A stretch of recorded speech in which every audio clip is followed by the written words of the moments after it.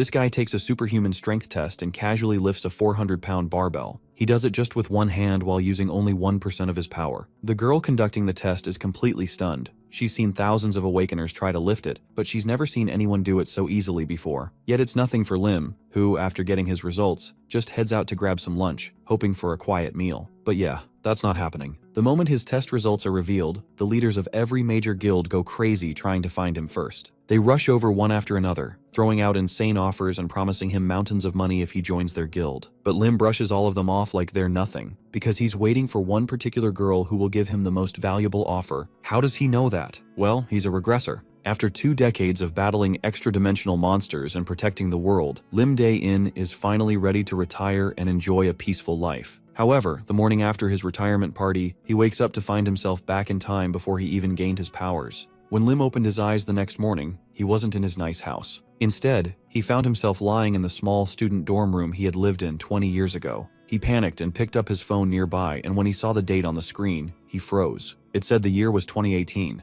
He threw the phone at the wall in frustration and shouted, "This has to be a joke. Lim can't understand why this is happening." Just yesterday, he started a comfortable life. Now he's back in the past, before the injury that ruins his knee, before the monsters, before he becomes a hero. He screams in frustration, asking himself over and over what went wrong. But then something strange catches his eye. On his wrist is the rare watch his friend Jong Cheol gives him as a gift. In a flashback, Lim remembers Jong Cheol telling him the watch might be a relic from the legendary mage of the Byron continent. Does the watch have something to do with this, Lim wonders. He recalls studying the watch before falling asleep the night before. He thinks maybe that's the reason he is brought back. Just then, loud banging shakes the door. An aggressive voice shouts from the other side, demanding to know why there's so much noise. The voice belongs to the annoying son of the dormitory owner. Known for throwing loud karaoke and booze parties every night, this guy often acts like he owns the place. He even demands money from Lim before he can get out of bed. As the door opens, the dorm owner's son looks annoyed and asks what takes so long.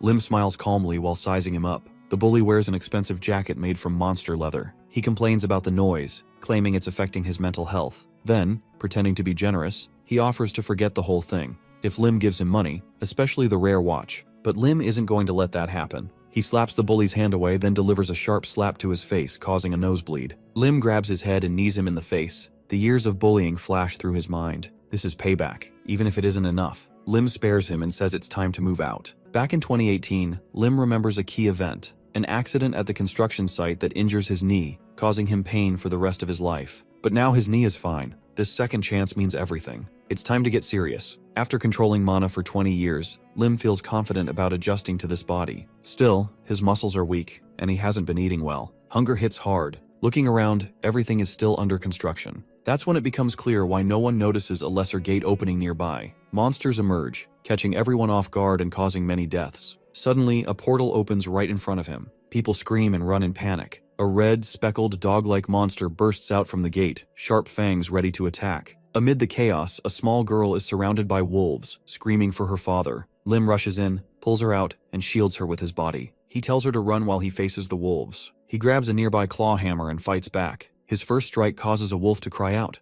Another wolf charges from the side, but Lim reacts quickly with a low swing to its jaw, knocking it back. Lim fights fiercely. Another blow launches a wolf several meters away, but hunger returns, making things more difficult. Jokingly, he suggests the wolves look delicious, remembering the taste of their meat from his previous life. The wolves hesitate in fear. Though his younger body is weaker, it has no knee pain, allowing him to move quickly. He dodges an attack and delivers a powerful overhead kick, but the wolves keep coming. Lim realizes a single hammer won't be enough. He then uses the watch like brass knuckles and punches a wolf. It remains unharmed. That's when he realizes how incredibly strong the watch is. He looks around and sees about 10 wolves still remaining. Just in time, the police arrive and take control of the situation. Lim feels relieved. However, his jacket is torn during the fight, which annoys him. A man comes up to thank Lim for saving the girl and others. He asks for Lim's name and workplace to send a reward. Lim replies that he has no job and hasn't even registered as a superhuman yet. He has only just awakened a few hours ago. The man takes his phone number instead and thanks him. Lim quickly leaves, saying he has other things to do. The man calls after him,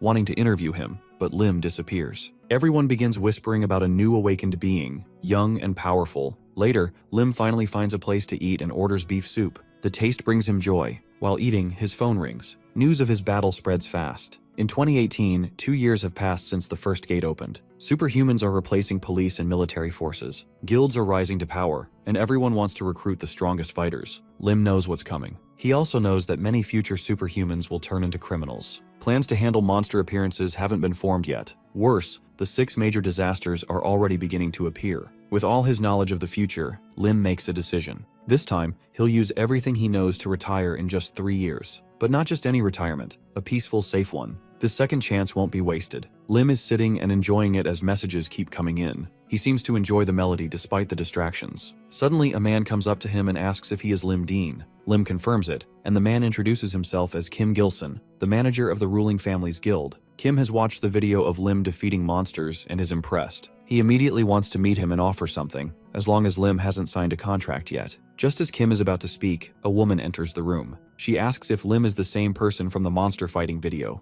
Now that she is seeing him in person, she finds him even more attractive. Right after her, someone from the Warrior Guild arrives. They mention that the interest in Lim is endless, and more people keep coming to where Lim is sitting. All of them try to recruit him to their own guilds, and it almost turns into a fight. Lim tells everyone to be quiet. He warns that if they say even one more word, he won't join anyone, no matter how much money they offer. Lim asks if they should talk somewhere else. Then, they are transported to another location. Lim states he won't take up too much of their time and asks what kind of premium they can offer for signing a contract. Kim responds that the contract has clauses that can't be disclosed. He also asks why Lim doesn't take time to listen to each offer one by one. While eating cake, Lim asks if Kim is part of the ruling family's guild. Kim proudly replies the guild has a 1.5 years of tradition. Lim wishes him a good trip home and remarks he doesn't plan to sign with them. He questions why he would join a guild with such management, and predicts that the guild will soon merge with another. Lim asks how long he should wait for the next offer. Suddenly, a kid behind Kim shouts that their guild is offering Lim 1 billion won. Other managers raise their offers, each trying to outbid the others. Lim calmly drinks his tea and thinks about how much the Black Hounds Guild would offer. He reflects on his time with them before going back in time. Someone then offers 2 billion won, saying it comes with top salary, benefits, and item mining tasks. It is the woman again, the manager of the White House Guild.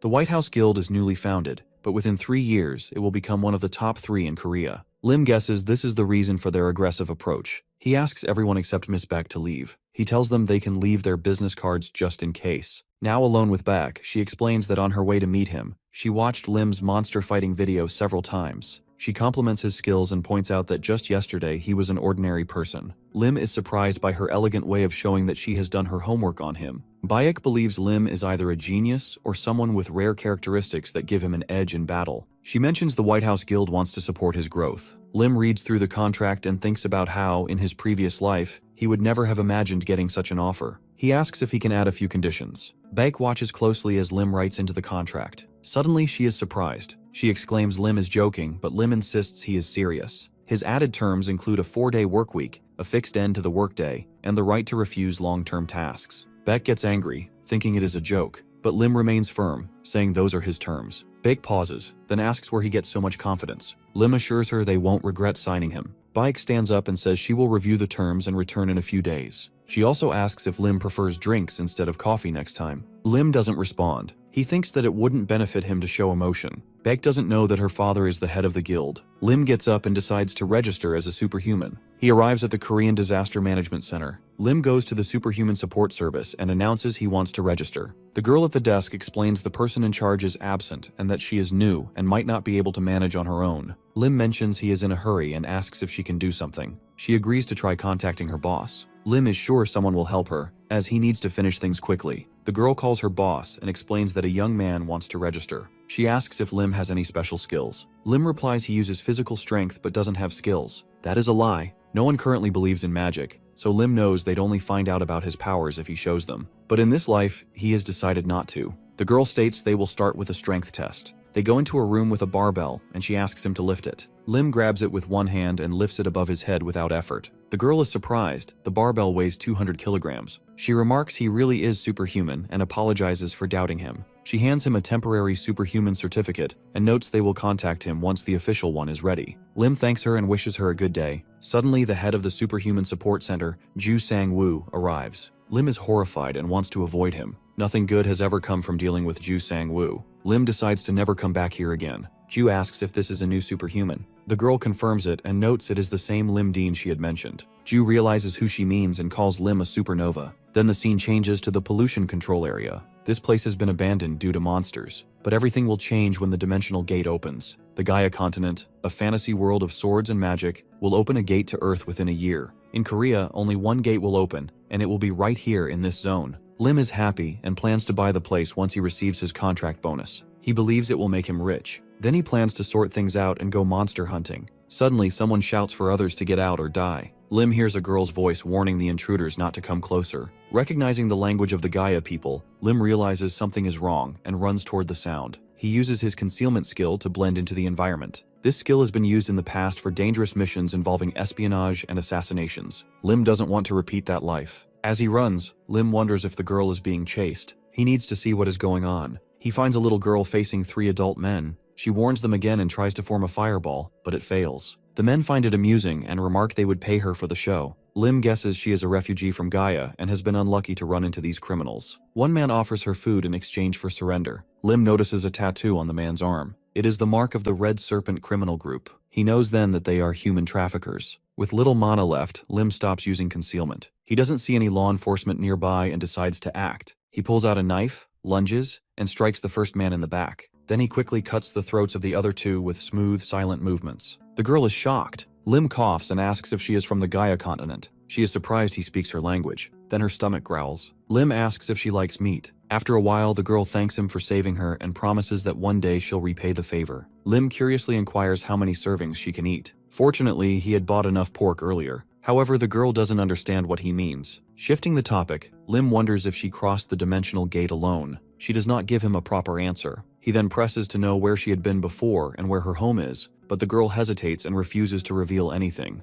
Lim also tries to find out her age, but she remains silent on that too. In the end, Lim gains nothing from their conversation. They sit across from each other when the girl pleads for his help. She confesses that she knows nothing about this place, can't communicate with anyone, and barely has any energy left. She admits she can use fire but struggles to control it. Lim responds that he's busy and not suited to babysitting, emphasizing that he needs a reason to take care of her. Still, he offers her a deal. She can stay for a month. During that time, he will teach her the local language and provide her with basic knowledge. In return, she must take part in daily chores and run errands. The girl eagerly responds, asking if she really gets to stay. Lim is already beginning to worry. She introduces herself as Lily and says she hopes they get along. Her name feels strangely familiar to Lim, though he can't quite place it. As he reflects, something clicks. Lily, who can use fire. He suddenly recalls the monster that will burn down half of Seoul in 10 years. She has flame-colored hair and the power to control fire. Her name is also Lily, and she comes from the Gaia continent. Known as the Fire Witch, she is one of the 6 disasters. Lim starts to connect the dots. This girl looks exactly like the Fire Witch, like 2 drops of water. From what he remembers, the Fire Witch was kidnapped as a child by a criminal organization and groomed to become a harbinger of destruction.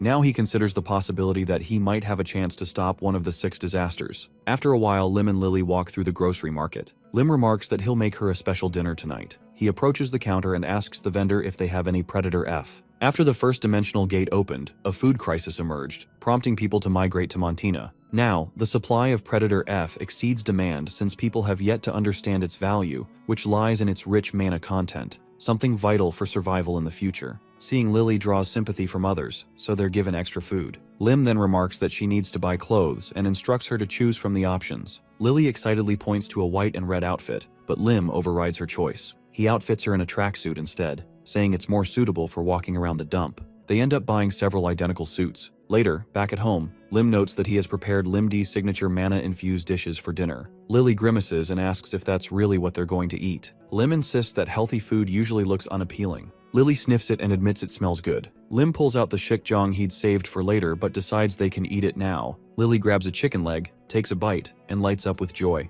She declares it's delicious and insists that from now on, she only wants chicken. Lim warns her to eat the rest or he'll throw it in the soup as well. After tasting the soup, Lim admits it's surprisingly edible, although inwardly, he's feeling like he might die. He can't help but think that if he hadn't returned to this life, he'd be eating gourmet meals at a restaurant right now. The thought frustrates him. Lily complains that her tongue is numb, and Lim chides her for talking like that. After they finish eating, Lim gets up, instructs her to wash the dishes, and sit down to read a book. He makes it clear that he does not want to be disturbed. Lim then begins meditating using the Great Sea of Mind technique. This practice increases his magic power and enhances control. He had trained in it before returning, and now he notices his mana growing faster than expected. In the past, no matter how many calories he consumed, there were no such effects. He speculates that proper nutrition might be the missing factor. He feels his Danyan expanding and realizes that by continuing with mana-rich food and mastering this technique, he could surpass his previous strength. Eventually, he decides it's time to wrap up, but his stomach growls. Lily hears this and playfully offers him more chicken. He turns with an awkward smile. They end up eating that awful-tasting soup again. Lily screams in protest, saying she hates it. 2 days pass, and Lim reflects on his rapid progress. With his current strength, he believes he's ready to go treasure hunting. Suddenly, his phone rings. It's Bayek, who remarks that she's a bit disappointed he didn't call her first. She wonders aloud if he even cares about how she's doing. Lim, having almost forgotten about the guild, tells her he's been preoccupied. Lim asks how the contract renegotiation was going. Beck falls silent, and Lim guesses that she's facing difficulty. She confirms this, explaining that she couldn't persuade their leader. However, she adds that the head will hire him if he proves he's capable. Lim wonders if they truly intend to test him. Beck apologizes, saying she finds it ridiculous. She offers to come up with another solution if he waits a few days. But Lim immediately agrees to the test, on one condition. Lim arrives with Lily at the guild headquarters of the White House. When Beck questions who this little kid is, Lim claims Lily is his stepsister who recently returned from abroad and doesn't speak Korean well. He explains that due to unexpected circumstances, he'll need to bring her along for a while. Meanwhile, Lily is struck by Bayek's beauty, and speaking in her native tongue, wonders who she is. Lim casually mentions that she is the woman who gives them money. Lily, equating money with chicken, concludes that Bayek must be a very good person. Bayek reassures Lim that their guild doesn't interfere in the personal lives of its members. Soon, they're greeted by the White House Guild's head, Chang-Su.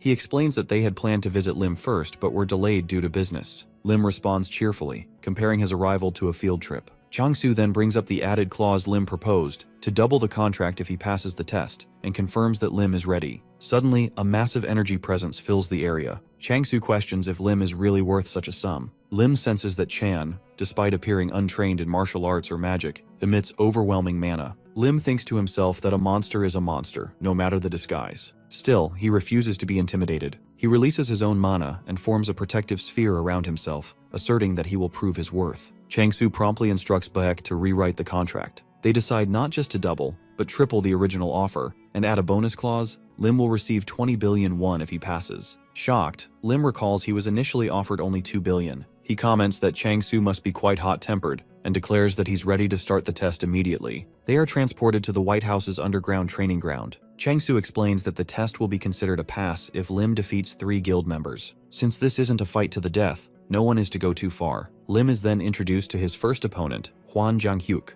Despite his young age, he is a member of the First Guild Association. Beck wonders what weapon Lim will choose. Lim responds that only his watch is sufficient. Jang is annoyed at Lim's arrogance and thinks Lim has just awakened and still dares to fight only using this mere watch. However, the match is signaled to begin. Jang starts running at high speed around Lim. The hero can't quite understand the technique at first. He recalls reading about Jang in a magazine. Ken's skill lies in speed. He grows faster the longer he keeps moving without pause. Lim quickly realizes he needs to strike before Jang becomes untouchable. As Jang circles him rapidly, viewers begin to doubt Lim's chances. Beck looks on with concern. Jang prepares to end it, swinging his sword, but Lim notices. Understanding that the moment someone lets their guard down is the moment they can be beaten, Lim intercepts and knocks Jang down with a well-timed strike. Observing the outcome, Lim concludes that Ken's own speed worked against him. Lily cheers for his victory, while Beck and Chang-Su stand stunned. Lim turns calmly and wonders aloud who's next. Chang-Su praises Lim for his impressive performance. Lim checks on Zhang's condition, and Chang-Su reassures him that Zhang's life is not in danger, as doctors will take care of him. After a couple of days of rest, he will recover. Chang-Su acknowledges Lim's ability to keep his power in check, but Lim wonders if he truly believes that.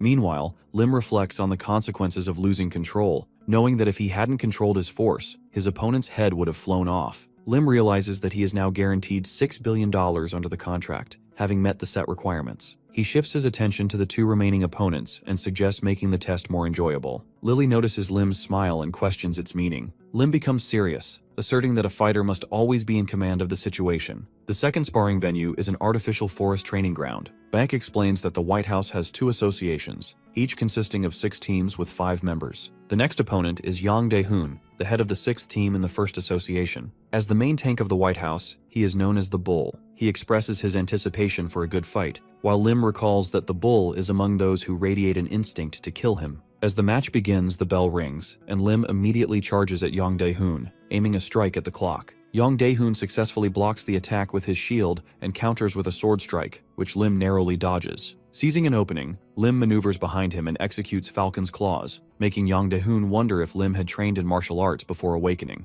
Yang Dae-hoon attempts another sword strike, but Lim dodges and counters by pushing him backward with Iron Mountain. The force of impact sends Yang Dae-hoon flying, though Lim realizes that the bull's endurance is formidable. Yang Dae-hoon acknowledges Lim's strength. Lim initially intended to conceal his capabilities until facing his final opponent, but Yang Dae-hoon's strategy pressures him to reveal more. Yang Dae-hoon proposes that Lim join his team, believing they would work well together. Lim questions who makes that decision, and Yang Dae-hoon declares that it is up to the victor. Chang-soo affirms the bull's statement, prompting Lim to declare that if he defeats the bull, he will become the head of the team. He announces his plan to create his own independent team and recruit members on his own terms. The head acknowledges Lim's proposal, but imposes a strict condition. If Lim loses, he will receive half of the signing bonus, and his contract duration will be doubled. Lim accepts the terms. Yang Dae-hoon asks if Lim is certain about his ability to defeat him. Lim, in turn, questions the bull's motives regarding Baek, suggesting that the bull's aggression stems from personal interests. He challenges Yang Dae-hoon, asserting that victory does not grant the right to arrogance. Lim foresees Yang Dae-hoon's downfall, predicting that he will soon endure humiliation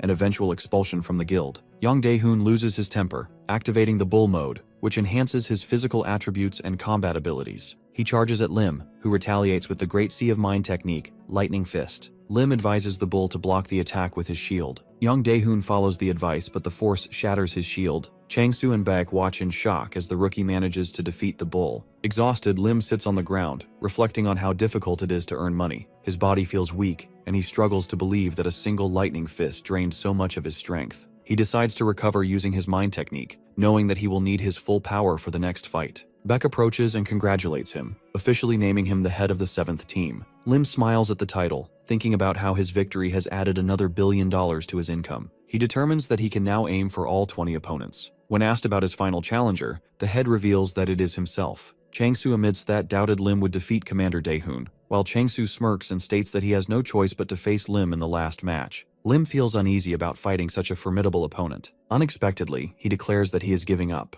Chang-soo is shocked and questions Lim's decision. Attempting to persuade him, Chang-soo offers $20 billion for just 5 minutes of combat, followed by $3 billion for every additional 3 minutes. However, Lim refuses, stating that he is incapable of continuing. Baek steps in, reminding the head that it is time to finalize the contract. Lim proceeds to sign, while Eunwi notes that the conditions are remarkably favorable. Lim expresses hope for a successful collaboration. Baek asks about Lim's strategy for recruiting members, and he responds that he plans to do so gradually. When questioned about signing contracts with others, Baek confirms that Lim has the authority, but is unsure who he intends to enlist. Lim hints at recruiting someone highly talented yet unaffiliated with any guild, causing Lily to speculate, could it be her? Lim turns to Lily and requests her to create the largest flame she can. She complains about being hungry, so Lim promises to buy her 3 chickens. Excited, she rushes to the side, reminding him of his promise, and then conjures a massive ball of fire above her, larger than her own body. Baek is deeply moved and wonders if Lim's younger sister is also superhuman. Lim confirms that she is and states his intention to recruit her as a member of his team. Lily's fire does not ignite anything around her, demonstrating her perfect control over her ability. This impresses Lim, as he only trained her for a few days in his past life, despite her having once been regarded as a calamity for no reason. He then proposes discussing the payment for Lily's contract and prepares to begin negotiations at $3 billion. However, Lily interrupts, focusing on the chicken. They fulfill her request, and she officially becomes a member of the 7th White House team, securing a contract fee of $5 billion. The White House owns the building where they are, which houses various facilities, including training halls, living quarters, and control rooms, managed by numerous permanent employees. As they walk, Baek asks if Lim is impressed by their advanced equipment. He responds that he is not easily surprised, noting that the equipment feels outdated compared to what he has seen in the future. Eventually, they arrive at another location, where Lim admits that he is impressed. Baek explains that the building houses an equipment development workshop, assuring him that any requests will be completed within a week. Lim remarks that he has someone to issue orders to, but will still take a few items from the workshop. For the time being, he chooses to use the blades available, deciding that they will suffice for now. He asks if the examination is over, and Baek confirms that it is. Since it is Lim's first day, Baek states that his duties will conclude after a meeting with the head. Suddenly, the chief rushes toward them, delivering an urgent message from the control room. All teams are currently engaged in missions, leaving him in a difficult position. He apologizes for the timing, but asks if Lim can take on a mission. Lim considers how he had hoped to leave work early today before asking about the mission details. Before long, Lim arrives at the heart of the crisis. A portal looms 10 meters above the ground, releasing massive snails in overwhelming numbers. He notices numerous people stuck in the green slime, unable to escape. Assessing the situation, Lim realizes that most of the monsters have already been handled. He wonders if intervening is truly necessary, but is informed that they need samples of the new monsters. His task is to collect at least 3 snails while preserving their original state as much as possible. He recognizes that these creatures will be avoided in the future. Repulsive snails that explode upon impact, releasing foul-smelling slime. Lily complains about the stench, and Lim blocks her sense of smell using mana, asking if she would like to learn the technique. He warns her that it likely won't work on the first try, but with practice, she can master it. To his astonishment, Lily suddenly exclaims that she has already succeeded and can no longer smell anything. Lim barely has time to explain before she masters the technique, reaffirming her extraordinary talent. Lim instructs Lily to remain still while he captures the snails. He realizes that Nico has struggled to obtain a proper sample. The creatures detonate with even the slightest touch of mana, while non-mana attacks prove ineffective. Determined, Lim begins his hunt. Spotting a slug on a tree, he delivers a swift kick, sending it flying. The slug attempts to counterattack, but Lim employs He and uses an open palm technique to spin the creature rapidly. The slug whirls so fast that it loses consciousness. Lim secures the first sample. Watching him in awe, Lily enthusiastically asks Lim to teach her the technique. He teases her, demanding a payment of 100 billion. She refuses, protesting that such a sum could buy an enormous amount of chickens. Lim laughs before declaring the samples collected. He hands them over to the assembly team, marking the end of his mission for the day. Bike expresses surprise, stating that Lim could leave if he wished, but she still considers it significant since it is his first assignment. She asks if he is nervous or has any questions. Lim reassures her that there is nothing to worry about. The other members had already taken care of most of the problem before his arrival. 3 men approach Lim, one wearing red. He acknowledges Lim as a new recruit, mentioning that he heard about the White House hiring someone recently. Noticing Lim's shoulder strap, he remarks that Lim is a commander and wonders if the White House lacked manpower, forcing them to put a rookie in charge. He then asks if Lim's technique was part of his ability. Jang Sok from the Black Hound Guild steps forward. It turns out he was Lim's former boss. Lim dismisses Seok's chatter, urging him to get to the point. Seok complains about the constant explosions from the snails, which have made proper sample collection impossible. Lim immediately asks if Seok truly wants him to share. He refuses outright, frustrating Seok, who questions Lim's audacity in speaking to him so casually. The head of the Warrior Guild's 3rd team steps between Seok and Lim, advising Seok to moderate his words. Similarly, the captain of the 5th team from the ruling family guild approaches Lim, advising him to be more cooperative with his comrades. He suggests that frequent encounters on the battlefield need mutual support and improvement. However, Beck adamantly warns Lim not to relent, promising to file a formal complaint with the head. Lim has experienced such situations countless times before. He knows that if he refuses, they will attempt to take the bag by force. Instead of arguing, he throws the bag toward them, telling them they can have it. They eagerly accept, but Lim takes a step forward and sits on the sack, daring them to take it if they truly can. His unexpected response shocks them. The captain of the ruling family guild tries to negotiate, while Seok accuses Lim of handling the situation poorly. Lim quietly instructs Lily to set the entire area ablaze on his signal. She asks if she should burn them, but Lim quickly clarifies that doing so would create unnecessary trouble. He refuses to let her become a catastrophe. Seok, growing frustrated, yells that he will teach Lim a lesson as his senior. Suddenly, the portal shifts and a colossal slug begins to emerge. Panic spreads as people flee the scene while the monstrous creature fully exits the portal. A superhuman warns Lim not to interfere, and Lim takes Lily with him, heading toward the car while carrying the bags. Meanwhile, the others struggle to battle the slug, encountering difficulties. The creature ensnares them with its tentacles. They shout that they need to sever the appendages first. Beck urges Lim to engage, arguing that a single strike is enough for him to claim the rewards. He tells her not to worry, confidently stating that they will never defeat him like this. The heroes continue their efforts to defeat the monster, shouting about its dissolving slime. Seok orders the tankers to retreat for now and instructs them to prepare for a long-range attack. The team notes that this creature is far more dangerous than the smaller snails they encountered before. Lily impatiently asks how long they plan to stand and watch, and Lim replies that they will wait until everyone has evacuated. Meanwhile, Wang Guho from the Black Hound Guild, known as Pushover, desperately tries to flee. His comrades have had their weapons corroded by the monster's slime and decide to retreat, fearful of its approach. Wang pleads with them to take him along, but they insist he use his abilities to escape. The creature's tentacles have already ensnared Vao, rendering him unable to fight back. The The monster prepares to consume Val, who screams for help. Lim watches the scene unfold and questions whether Wang's comrades truly consider themselves his allies. Without hesitation, he slashes through the tentacle gripping Val and steps in front of the monster, shielding him. Lim turns to Wang and tells him that this is not how he should be using his abilities. If Wang truly wants to understand the right way to fight, he will have to find Lim after the battle. Lim signals Lily to begin, and she immediately unleashes her flames.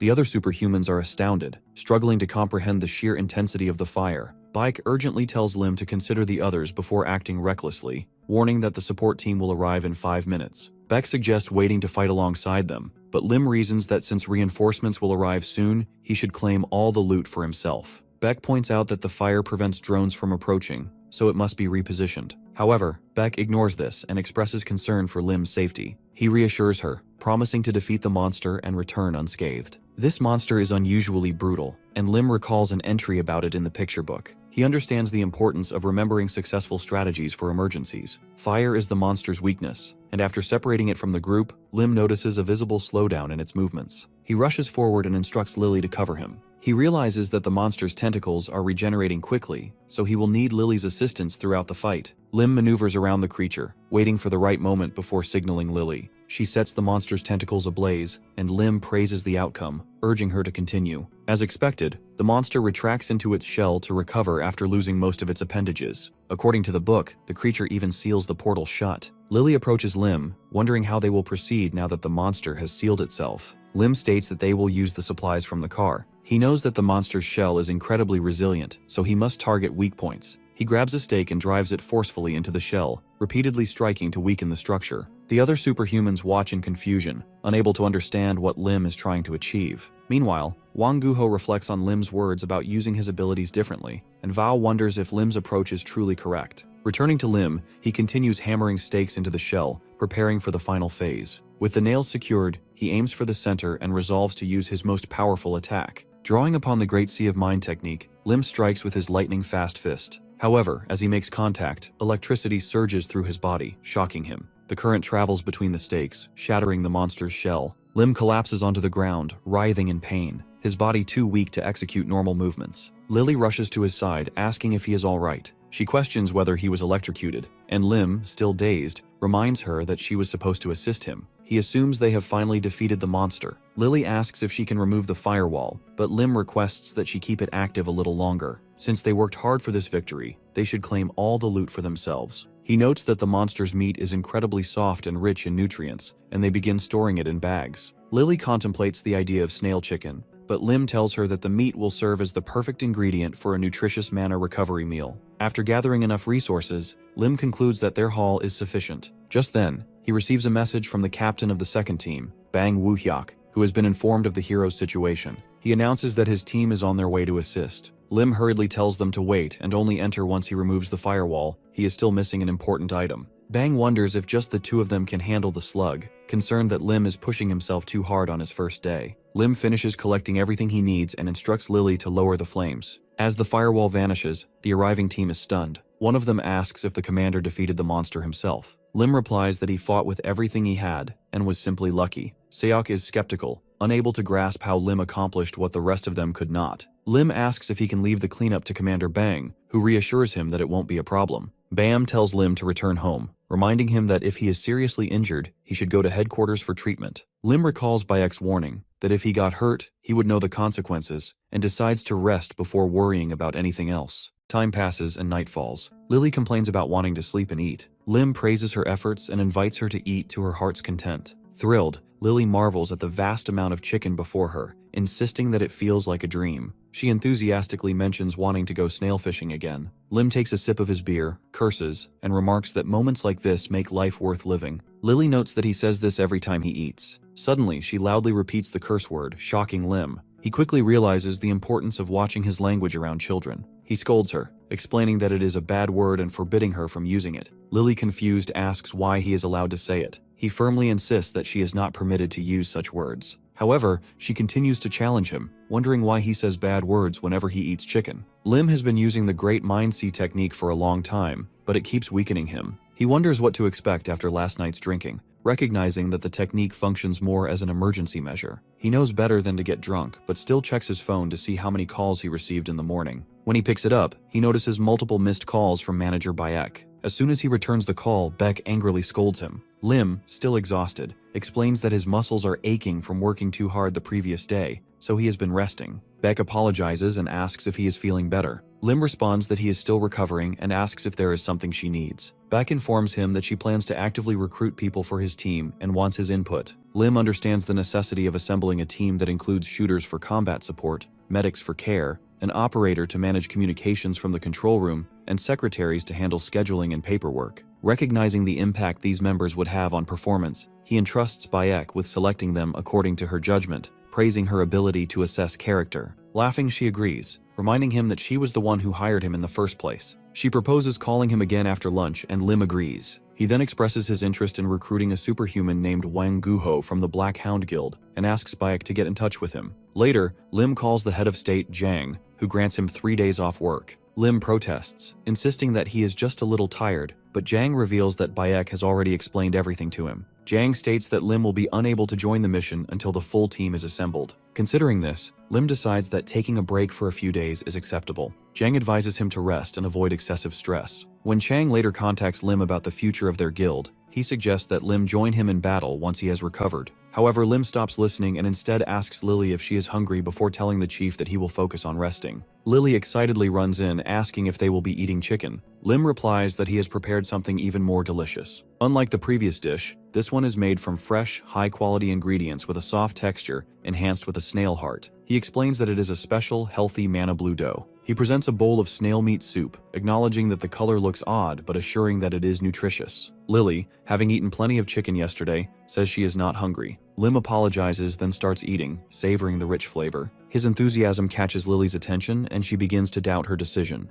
Lim teases her, offering to eat her portion as well, but she suddenly decides to try the dish herself. She tastes it and is immediately surprised, exclaiming that she is incredibly happy. Lim jokingly tells her not to be dramatic, reminding her that the world is full of delicious food. Lily, still stunned, declares that she no longer trusts Lim's judgments on food. He informs her that dinner will consist of fried pork belly. Curious, she asks what kind of pork belly he means. Lim proudly states that it is more expensive than chicken. Amused, Lily remarks that such food is worth living for. Lim wonders where she picked up such exaggerated expressions, then explains that if she wants to enjoy delicious meals, she needs to adjust her nutrition. He proposes going treasure hunting together. Following the opening of the first gate, the surviving monsters establish territories. Among them, the orcs unite into a tribe. Within their domain lies a relic from another dimension. The heroes arrive near the orcish territory, and Lim, observing through binoculars, pinpoints the relic within a stone statue. Previously, an expedition team discovered and retrieved the relic, but this time, Lim plans to get to it first. Analyzing the situation, he estimates that the tribe consists of approximately 200 orcs. Though his body has recovered thanks to the central crystal, facing them alone would be impossible. Lim decides to infiltrate, instructing Lily to ignite a fire upon his signal. She asks about the signal,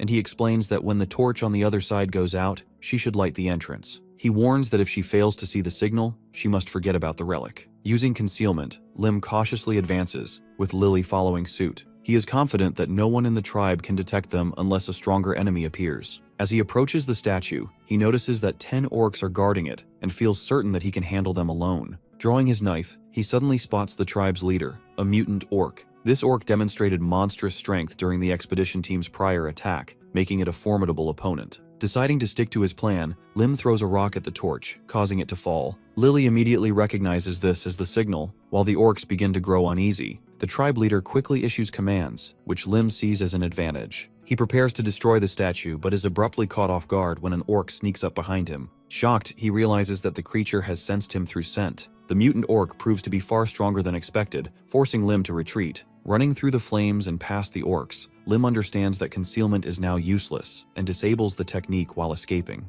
Lily, realizing the situation, asks if he has been discovered. Lim shouts for her to run as well. After distancing themselves, the heroes rest near some ruins. Lim notes that although they have not run far, exhaustion has already set in. Lily then recognizes the place and reveals that she passed through this cave upon entering the gate. She describes how strange individuals attempted to capture her, prompting her escape. Lim deduces that she is referring to the Red Serpent people and suspects this cave is their hideout. Surprised that they would settle near an orc tribe, Lim praises Lily for her keen observation. Recognizing the potential advantages of this discovery, Lim suggests entering the cave. Lily hesitates, expressing reluctance. Lim instructs her to hide in the bushes and remain silent, telling her to contact him if anything happens. Alone, he enters the cave while activating concealment. Inside, he observes a heavily guarded area, confirming that the Red Serpent is not a small organization. He wonders why they chose to settle near the orcs. Moving deeper, he spots masked individuals engaged in an unknown activity. When he sees one of them handling a white powder, shock washes over him as he suspects it to be serpent dust. Lim observes the illicit drug trade surrounding serpent, a substance derived from plants of another world. Many have succumbed to addiction, losing their sanity, and ultimately perishing. Despite years of investigation, the police have failed to dismantle the operation. Lim wonders how such a well-hidden facility has gone unnoticed for so long. Inside, the warden commands workers in lab coats to accelerate production,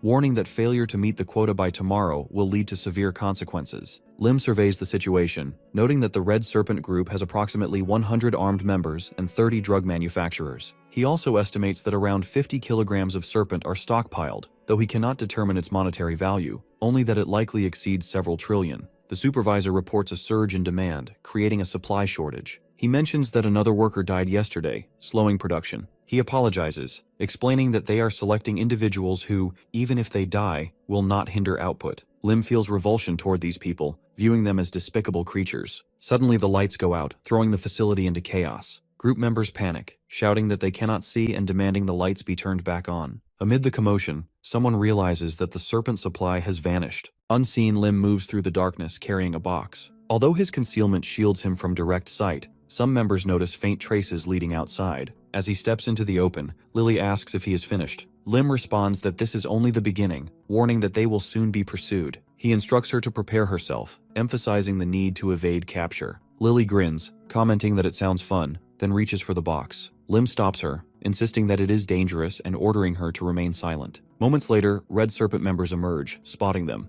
Lim remarks that the hunters have arrived and urges Lily to hide. As he secures the box, the attackers fire at him. He relishes the chase, noting their inability to land a hit. Arriving at the orc hideout, Lim recognizes familiar faces. The tribe leader roars, leaving the Red Serpent members confused and alarmed. Lim instructs Lily to emerge from hiding and hurls the box forward with tremendous force. The gang members react in disbelief, questioning his sanity, while the orcs struggle to comprehend what has just landed before them. One of the Red Serpent members suggests eliminating the monsters, retrieving the serpent, and then dealing with Lim. Realizing that now is the perfect opportunity to slip away, Lim activates his concealment once more. A battle erupts between the orcs and the gang. The Red Serpent members fire repeatedly, trying to hold the creatures at bay. However, among the orcs is a mutant, impervious to bullets. Recognizing its strength, the group decides to prioritize eliminating the gray-haired warrior. The mutant orc charges forward, swiftly killing one of them. Lim and Lily watch from a safe distance. Lily asks when the chaos will end, noting that she is hungry.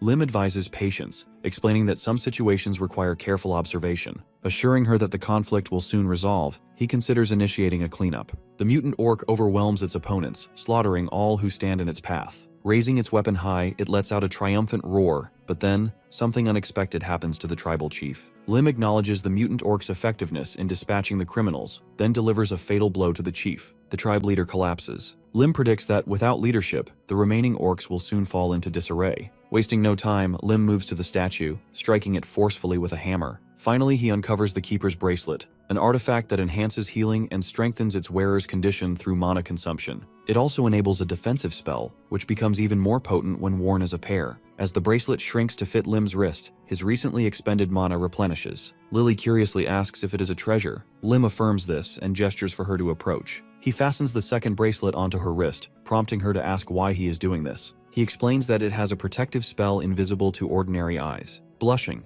Lily remarks that they now have matching bracelets. Lim tells her to stop talking and simply accept it. While she remains weak, the artifact will allow Lim to track her location in case of danger. He gathers his spoils, including the tribe leader's hide, which will make excellent armor. Lim suggests delaying dinner, as he must return to the cave. Lily questions the need for his return, but Lim promises to explain later. He instructs her to burn the village to the ground. She asks if they will go out to eat afterward. Lim avoids making a promise, but assures her there will be something delicious. Lily gleefully complies, setting fire to the village and shouting that she expects a good meal. Lim watches in shock, momentarily wondering what would happen if she were ever left to starve. Back at the cave, Red Serpent members fire at Lim, but the heroes remain shielded. Lim demonstrates the bracelet's protective spell, explaining that once Lily masters it, she will be able to wield it freely. Lily suggests using it offensively and promptly hurls the shield at their enemies. Impressed, Lim acknowledges her talent. The last remaining gang member pleads for his life, offering to reveal everything about their operation. Lim, however, expresses disinterest, focusing instead on the location of the safe. An hour later, the heroes exit the burning cave. Lim muses that it was an ideal hidden facility. Besides obtaining money, he has acquired valuable items. Satisfied with their destruction, he asks Lily if she has finished blowing everything up. She notes that some Red Serpent members might escape.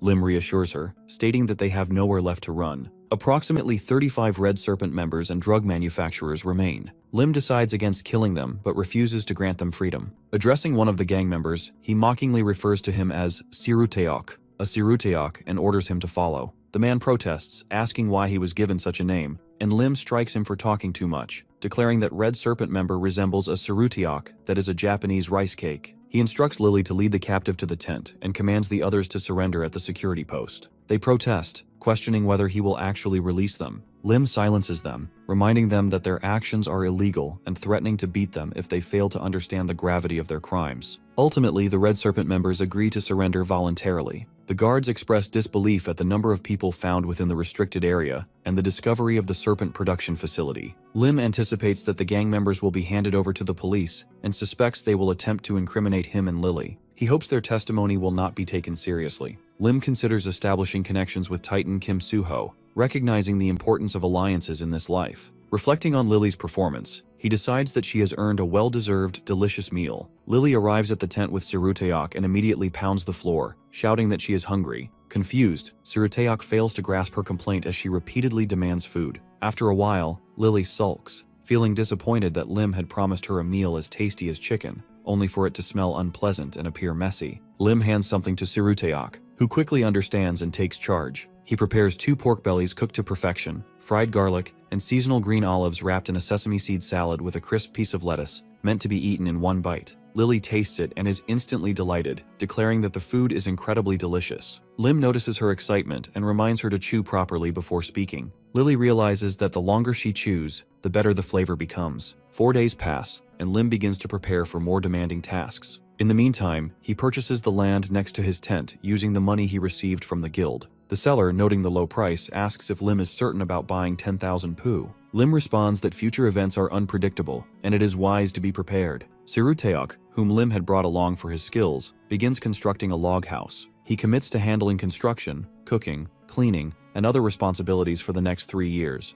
explaining that Lim has given him a chance to start over. Determined to live honestly, he vows to work hard. Lim affirms this plan, instructing him to remain diligent. Lily, impressed, expresses admiration for Siruteok's cooking abilities. To ensure Siruteok does not escape, Lim disables his martial arts capabilities by striking pressure points. Unable to reverse the effect, Siruteok remains under Lim's control. Lim intends to use him as a workforce for 3 years, eventually granting him some money and allowing him to leave. At the White House Guild headquarters, Bak informs Lim that she will temporarily assist the 7th team. Since Lim is new, she insists that he needs an experienced guide. Lim questions whether she truly plans to replace herself later, but Bak assures him that she will, citing her busy schedule. She informs Lim that his official assignment starts tomorrow, and for now, he must familiarize himself with the documents provided. While reviewing the files, Lim realizes that his contract includes a clause preventing him from taking on time-consuming tasks. Beck explains that the mission request to destroy the gate came from the government a few days ago. 4 guilds are participating,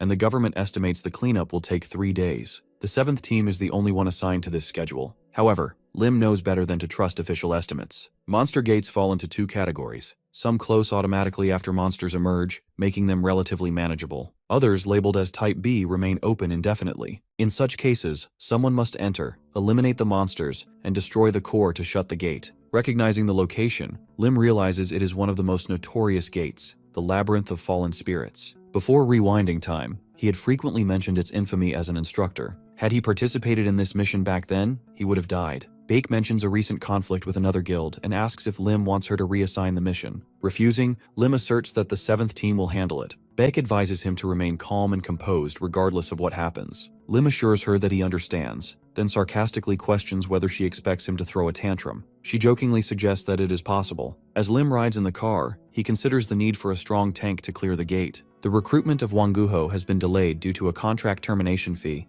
meaning Lim must go after him personally. When the car arrives at its destination, the driver steps out and bows, asking Lim to take care of himself. Lim dismisses the gesture, stating that it is unnecessary in the future but expresses gratitude for the ride. The driver smiles in understanding. Beck comments that Lim appears quite cool at the moment, though Lim finds it uncomfortable to be surrounded by honest, kind people. He prefers the company of aggressive and ruthless individuals, such as the members of the Black Hound Guild he once worked with. Arriving at the meeting point, Lim and his team are greeted by Kim Hyun-tae from the Black Hound Guild. Alongside him are Wang Guho and the team captain, Jang Seok-hyun. Lim exchanges pleasantries and shakes hands with Kim, who mentions hearing a lot about him. At the negotiating table, Kim questions whether they are serious about taking Wang. He acknowledges Wang's value as an employee, but, being the guild head's younger cousin and handler of dubious affairs, Lim anticipates excessive demands for contract cancellation. Beck states their understanding of the guild's stance. As she prepares to discuss the $5 billion termination fee, Kim interrupts, correcting her. Wang renewed his contract that morning, raising the termination cost to $10 billion.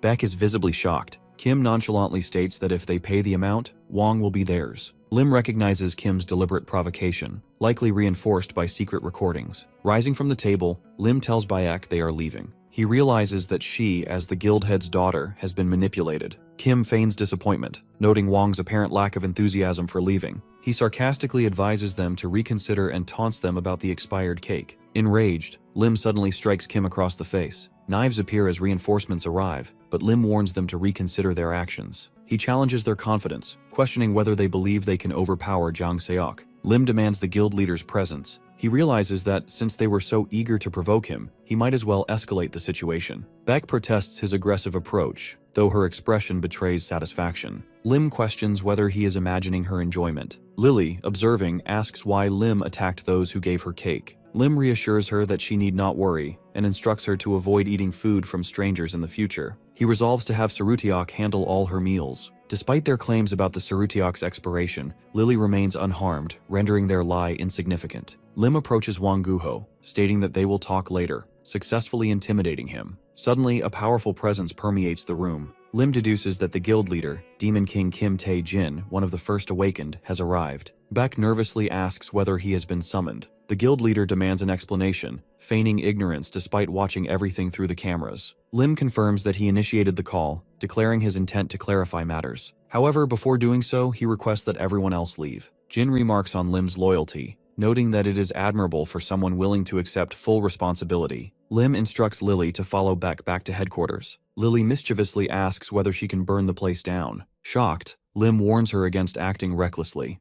threatening to withhold fried chicken if she plays with fire without permission. Once alone, Lim questions Jin's intentions. Jin acknowledges Lim's intelligence and directly asks whether he would like to work for him. Surprised, Lim clarifies whether Jin is proposing that he switch sides, knowing that the contract termination cost would be astronomical. Jin denies requesting Lim to leave his guild, instead suggesting he remain at White House while occasionally passing along information. Recognizing the offer as a spy arrangement, Lim listens as Jin promises generous compensation and invites him to review the contract himself. Lim inquires about the consequences of refusing. Jin calmly warns that Lim will pay dearly for his actions today. If pushed too far, he could lose an arm or two. Meanwhile, outside the guild, Chang-Su yells at Jin to release Lim. Chang-Su stands armed, threatening to break in within 10 seconds if Jin does not comply. As he begins counting down, Lim casually appears behind him, asking about the commotion. Surprised, Chang-Su reveals that Bayek claimed Lim was kidnapped. Lim assures him that he apologized to the guild and they accepted it, commenting that his sincerity must have been persuasive. Earlier, Jin threatens Lim to take his offer, or he can face serious consequences. Before that, Lim informs Jin that a little birdie has told him about Jin's close relation with his sister-in-law. Jin becomes furious and demands to know how Lim is aware of this. Lim responds that if Jin wants to keep the secret, he should consider some of Lim's terms. Lim first demands that Wang Guho be released without paying the termination tax. He also presents a written amount for his silence and hands Jin a piece of paper.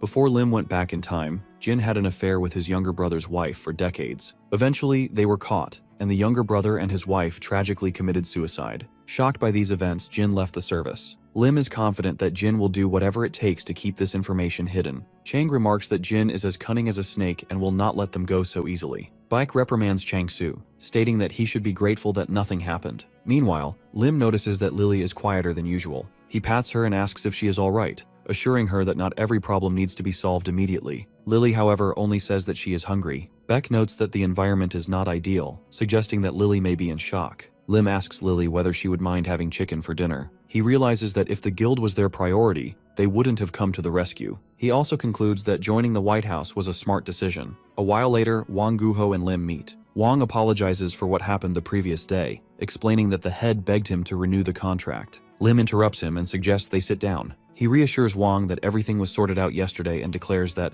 from this day forward, Wang is the tank of their team. Lim orders Wang to call him commander. Lim is aware that Wang grew up in an orphanage and is introverted and cold toward people, which led to him being mistreated in the Black Hound. Wang died when the first disaster struck. Puzzled, Wang asks why a serious commander like Lim would choose an untalented tank like him. Lim simply responds that he needs him. Wang starts to speak about his specialty, but Lim cuts him off and orders him to freeze. Gyum Min Cheol, known as the Moving Fortress, will become a supernatural hero respected by all in 10 years. Gyum Min Cheol is a petrification expert, just like Wang. Lim recalls seeing the pieces of rock Min Cheol created when he was still a child. Observing Wang's body in person, Lim is certain that Wang's petrification ability surpasses Min Cheol's. Lim predicts that in half a year, Wang will become the top tank in Seoul. Wang is shocked, exclaiming that this cannot be happening. Lim reminds him that since he considers himself untalented, Lim is now giving him talent, something Wang denies. Wang is deeply moved by this. Suddenly, Sarutiak arrives and announces that Lim's request has been fulfilled. The hero states that it is just in time and orders it to be brought in. The dish consists of soup made from a monster's parts and inner core. Lim states that everyone must eat 3 plates, as they need to prepare for their 4-day journey into the labyrinth of fallen spirits. 2 days later, at the location of a monster hunting mission, Lim is fighting against a monster that resembles a white lion. He yells at Wang, reminding him that as the team's tank, he must not be afraid. Lim orders Wang to get as close to the monster as possible and immobilize it. For 2 days, Wang consumes 3 bowls of monster soup along with 5 training sessions per day.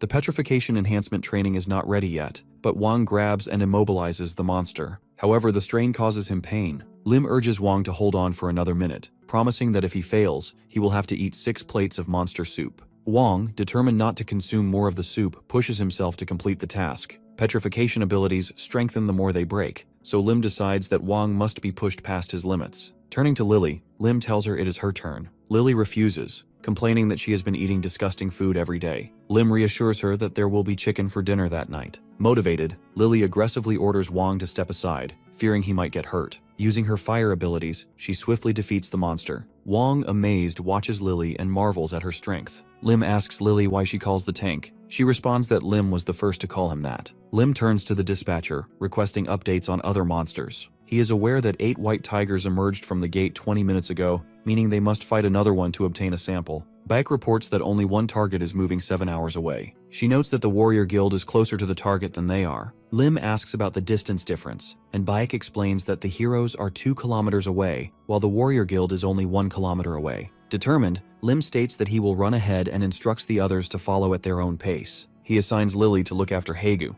Lim dashes after the monster at incredible speed. His training and mana-rich diet have enhanced his abilities, even though they have not yet reached their former level. As he passes a guild member, he loudly declares that the white tiger is his. The guild member is shocked. The warrior guild has already prepared magic spells and is rushing to attack the white tiger, which is problematic because the first to strike will have claim to the loot. Lim swiftly executes the shadow body technique, Crescent Moon. He leaps onto the monster, delivering a decisive blow that instantly takes it down. The warrior guild is astonished, unable to believe what they just witnessed. Lim reports to the dispatcher that the hunt is over, leaving her stunned, as the map indicates the hero has only just arrived. Lim dismisses the concern and asks whether there are any other nearby targets. She replies that another monster is located in the south. Meanwhile, the heroes have already defeated this monster. Lily asks whether she cooked it properly this time and inquires whether they will have chicken for dinner. Lim assures her that a sample can be collected from the monster. The dispatcher reports that the monsters are gone, the gate is destroyed, and the situation is stable. Lim confirms that they are wrapping up.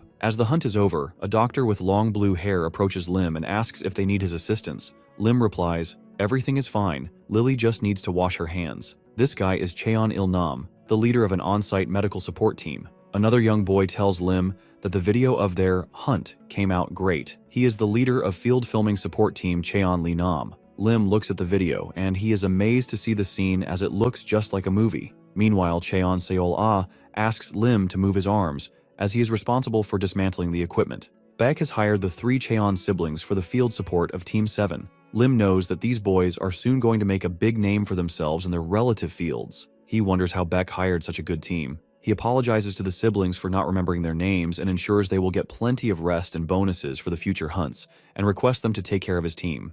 Siblings get happy hearing these generous words, and Il-nam makes sure he has recorded this moment. After a short while, Lim's driver tells Lim that he is very popular among the team.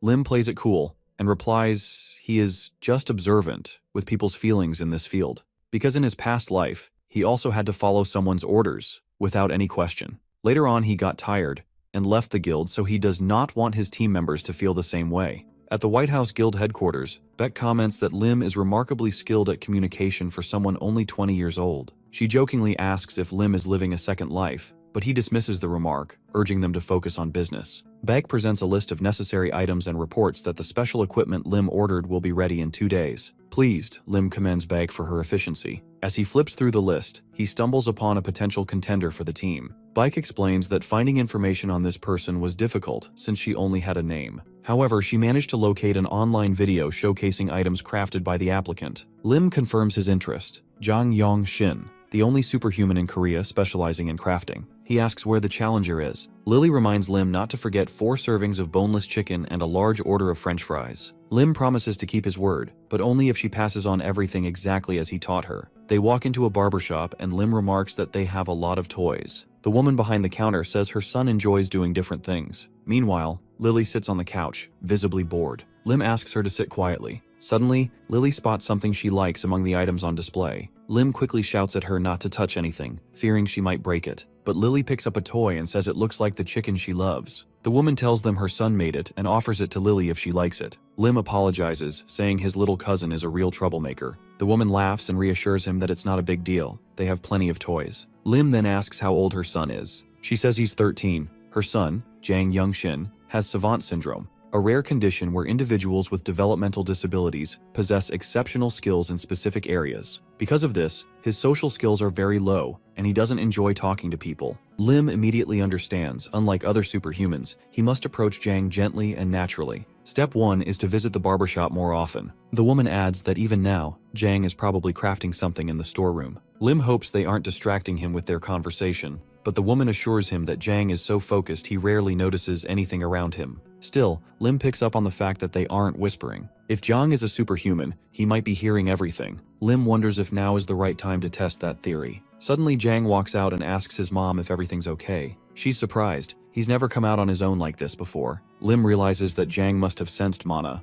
confirming he's superhuman. Recognizing her cue, Lily launches into action. She runs up to Jang, showing him the toy chicken and asking if he made it. She says it's insanely cute and asks how he did it. Jang, slightly confused, says it's nothing special. Lily, despite her shaky Korean, praises the toy, calling it incredible. Lim observes that her craving for chicken seems to be helping the plan. Jang tells her he can make a lot of things, and asks if she'd like to see more. Lily agrees enthusiastically. Jang's mother is astonished. He's never spoken so freely before. Lim feels awkward, but realizes that Jang may have taken a liking to Lily. The hero decides it's fine. After all, they've managed to bring in a valuable ally, someone capable of creating equipment for superhumans worth hundreds of billions. The very next day, Jang officially joins the guild and starts developing battle uniforms. After a few days passed, Lim admits that the Uruk chieftain's leather works well for the uniforms. He asks Lily how she likes her new outfit. She says it's comfortable and cool, and that it even has chicken and pizza designs on it. Wong asks about his own uniform, but Lim tells him he doesn't need one just yet. Lim has done everything possible in a short amount of time. Beck reports that the support team is fully prepared. She says it's time to move out. Smiling, she asks Lim if he's found a new hairstyle. It must be hard maintaining it. Lim realizes that she must be the reason the barbershop has no customers. Then they arrive at the gate and Baek is furious, yelling at a man who let another guild go in ahead of them. He claims the queue was changed and that the heroes would have been late. Baek demands to know who told him that. Apparently, 4 guilds are taking part in a joint task. Lim calmly says that none of this changes the mission. The heroes will proceed as planned.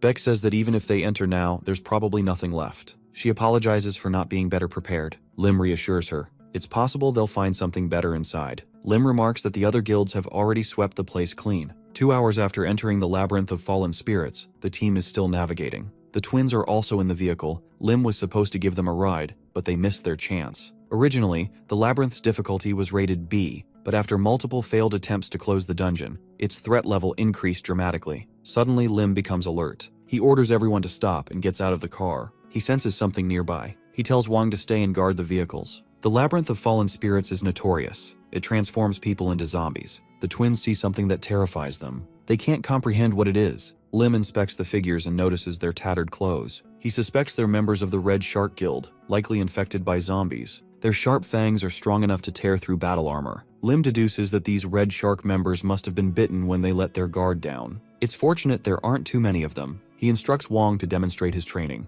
Wang hesitates, terrified. Lim warns him that even a scratch from the infected could spread the virus. Pushing him forward, Lim tells Wang not to be a coward. Wang steadies himself and starts fighting. Lim notices that Wang's petrification technique is more stable than during training. Lim reminds him not to kill the infected. Wang, surrounded, asks what to do. Lim tells him to figure it out. Wang begins striking the infected with his petrified hands. After landing a solid hit, he shouts with joy. Lily, still bored, asks why she can't just burn them all. Lim explains that these people are not just civilians, they're also members of another guild. Destroying them isn't an option. Lim checks on the support team. One twin says he's recording everything. Lim confirms they'll use the footage to claim compensation. The other twin says he's finished preparing repellent suits. Another man brings out an antidote that Lim had entrusted to him earlier. Lim says the antidote is crucial in this kind of dungeon. He begins analyzing the situation. The Red Shark support members must have been superhumans. Their movements confirm it. Lim begins knocking out the infected one by one, using only a single flick to the neck. With all the infected neutralized, Lim says they've done well. He tells Wang to lay the infected out in a row.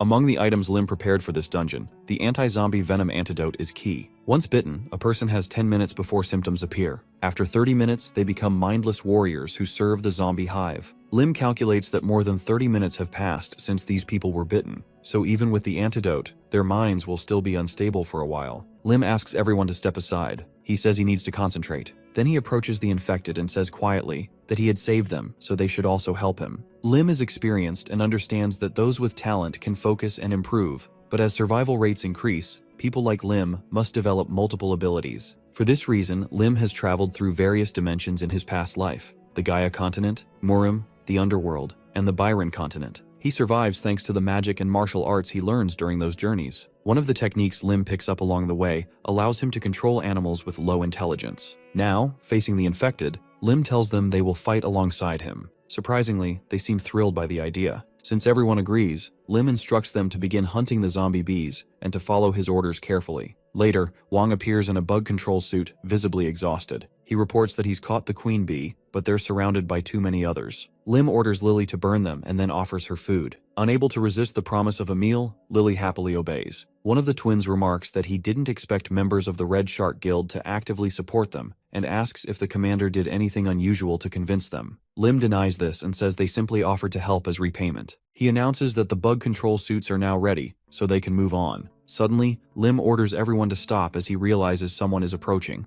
A group of superhumans appears. Lily recognizes them as the ones she saw with the snails. She's already controlling them now. Lim says he hopes they're grateful and willing to make amends. The situation seems to unfold more smoothly than expected. On the fourth day in the dungeon, one of the twins reports that monsters have broken into the supply storage and devoured the rations. Lim inspects the scene and concludes that based on the tracks, the creatures should still be nearby. He gives Lily an order. Using a special whistle, Lily rallies all the creatures they've saved to fight the monsters. Lim is relieved to see her enjoying the act of commanding reptiles. The ground is now littered with the bodies of red-dyed poison mice. Lim feels confident they've prepared for all kinds of scenarios, and everything seems to be going smoothly. However, he knows better than to let his guard down. The boss-level monsters are still lurking. Suddenly, something begins flying through the cave. It's a demonic mirror devil, an intermediate boss. Lim immediately warns everyone and commands them to prepare for battle. All vehicles are abandoned. Lim orders Wang to advance, noting that the Red Shark warriors, now brainwashed, are immune to the bat's illusions. This monster creates hallucinations for anyone who looks into its mirror, turning them into minions. Lim warns his teammates to be extra cautious and yells at Wang not to look into the mirror. But Wang, terrified, turns and admits he's scared. Lim and Lily scold him harshly. Lim tells Lily to create a fire shield to block the bat's path, and then orders everyone to move at least 2 kilometers away. He says he'll gather intel and rejoin them. Lim whistles, and his subordinates scatter.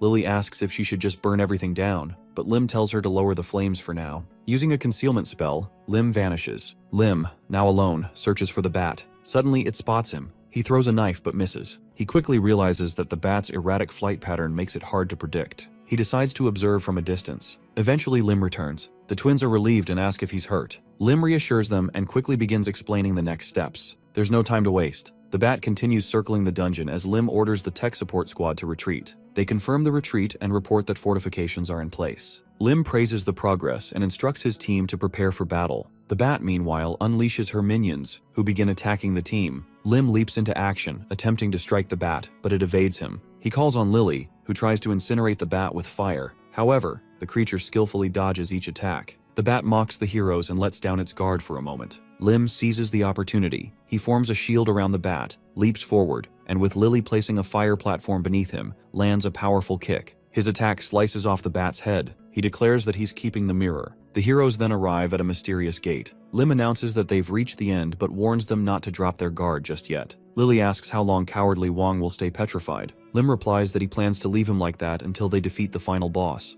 Otherwise, Wong might fall under mind control again. The scene shifts to a new location. A cloaked figure appears. It's a skeleton wrapped in a raincoat, its eyes glowing with eerie blue flames. It is a spirit hunter. At Lim's sharp whistle, all his subordinates storm into the room. The spirit hunter looks stunned as Wong lunges forward with a wide grin, wrapping his arms around him, declaring that hugs are always welcome. The spirit hunter slashes in retaliation, but Wong quickly blocks the attack. Undeterred, Wong scoffs at the hostility and mocks him for being such a hater, then parries another incoming strike with surprising composure. Lim watches from the sidelines, quietly observing. He notes that Wong still shows signs of hesitation, but he is holding his ground far better than expected. Lim reflects that this is exactly the moment Wongo had been preparing him for. As the spirit hunter becomes aware that he's surrounded, he activates a spell, runes glowing underfoot. It is a spirit connection spell, one meant to turn nearby opponents into mindless puppets, extending his control across the field. But Lim grins, completely unfazed. He knows the spell won't work. The subordinates remain unaffected, charging forward. The spirit hunter looks around, clearly puzzled. The spell should have worked, but it doesn't. Lim's countermeasures, rooted in the defeated demonic mirror bat's power and a small trick of his own,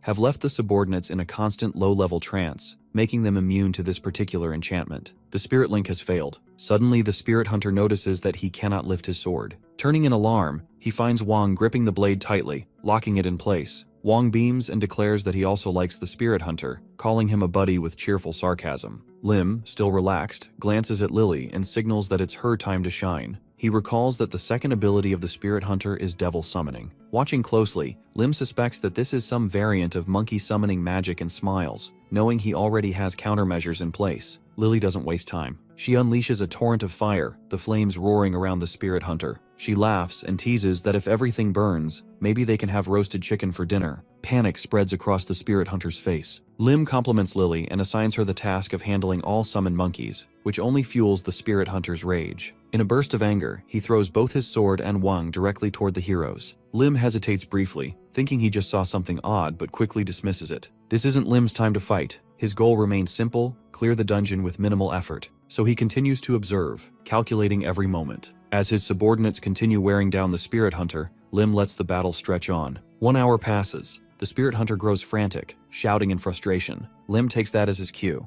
He whistles sharply. At once, his team retreats from the fight, jumping back as one unified force. Lim walks forward slowly and remarks that the waiting is over. The spirit hunter shouts something incomprehensible, and though Lim doesn't catch the words, he picks up the meaning. The enemy is calling him a coward. Lim responds coldly. He declares that some people don't have the luxury of courage or glory. Some simply live like this. Then he lifts the illusion mirror. It cannot brainwash the spirit hunter, but it does what Lim hopes. It distracts him. That one moment is all Lim needs. A single lightning fist crashes down, cracking the skeleton's armor. Then Lim notices something astonishing. Deep within the chest of the spirit hunter lies a spirit stone, glowing, rare, and far more powerful than any high-level magic crystal he has seen. This is no ordinary reward. This is a miracle. This is why Lim came to the labyrinth of fallen spirits. He leans closer, mesmerized, muttering that such a treasure will be put to good use. Lily, standing nearby, asks if the battle is finally over. Lim remains silent, grinning at the stone with eerie fascination. This is more than a prize. It is an opportunity.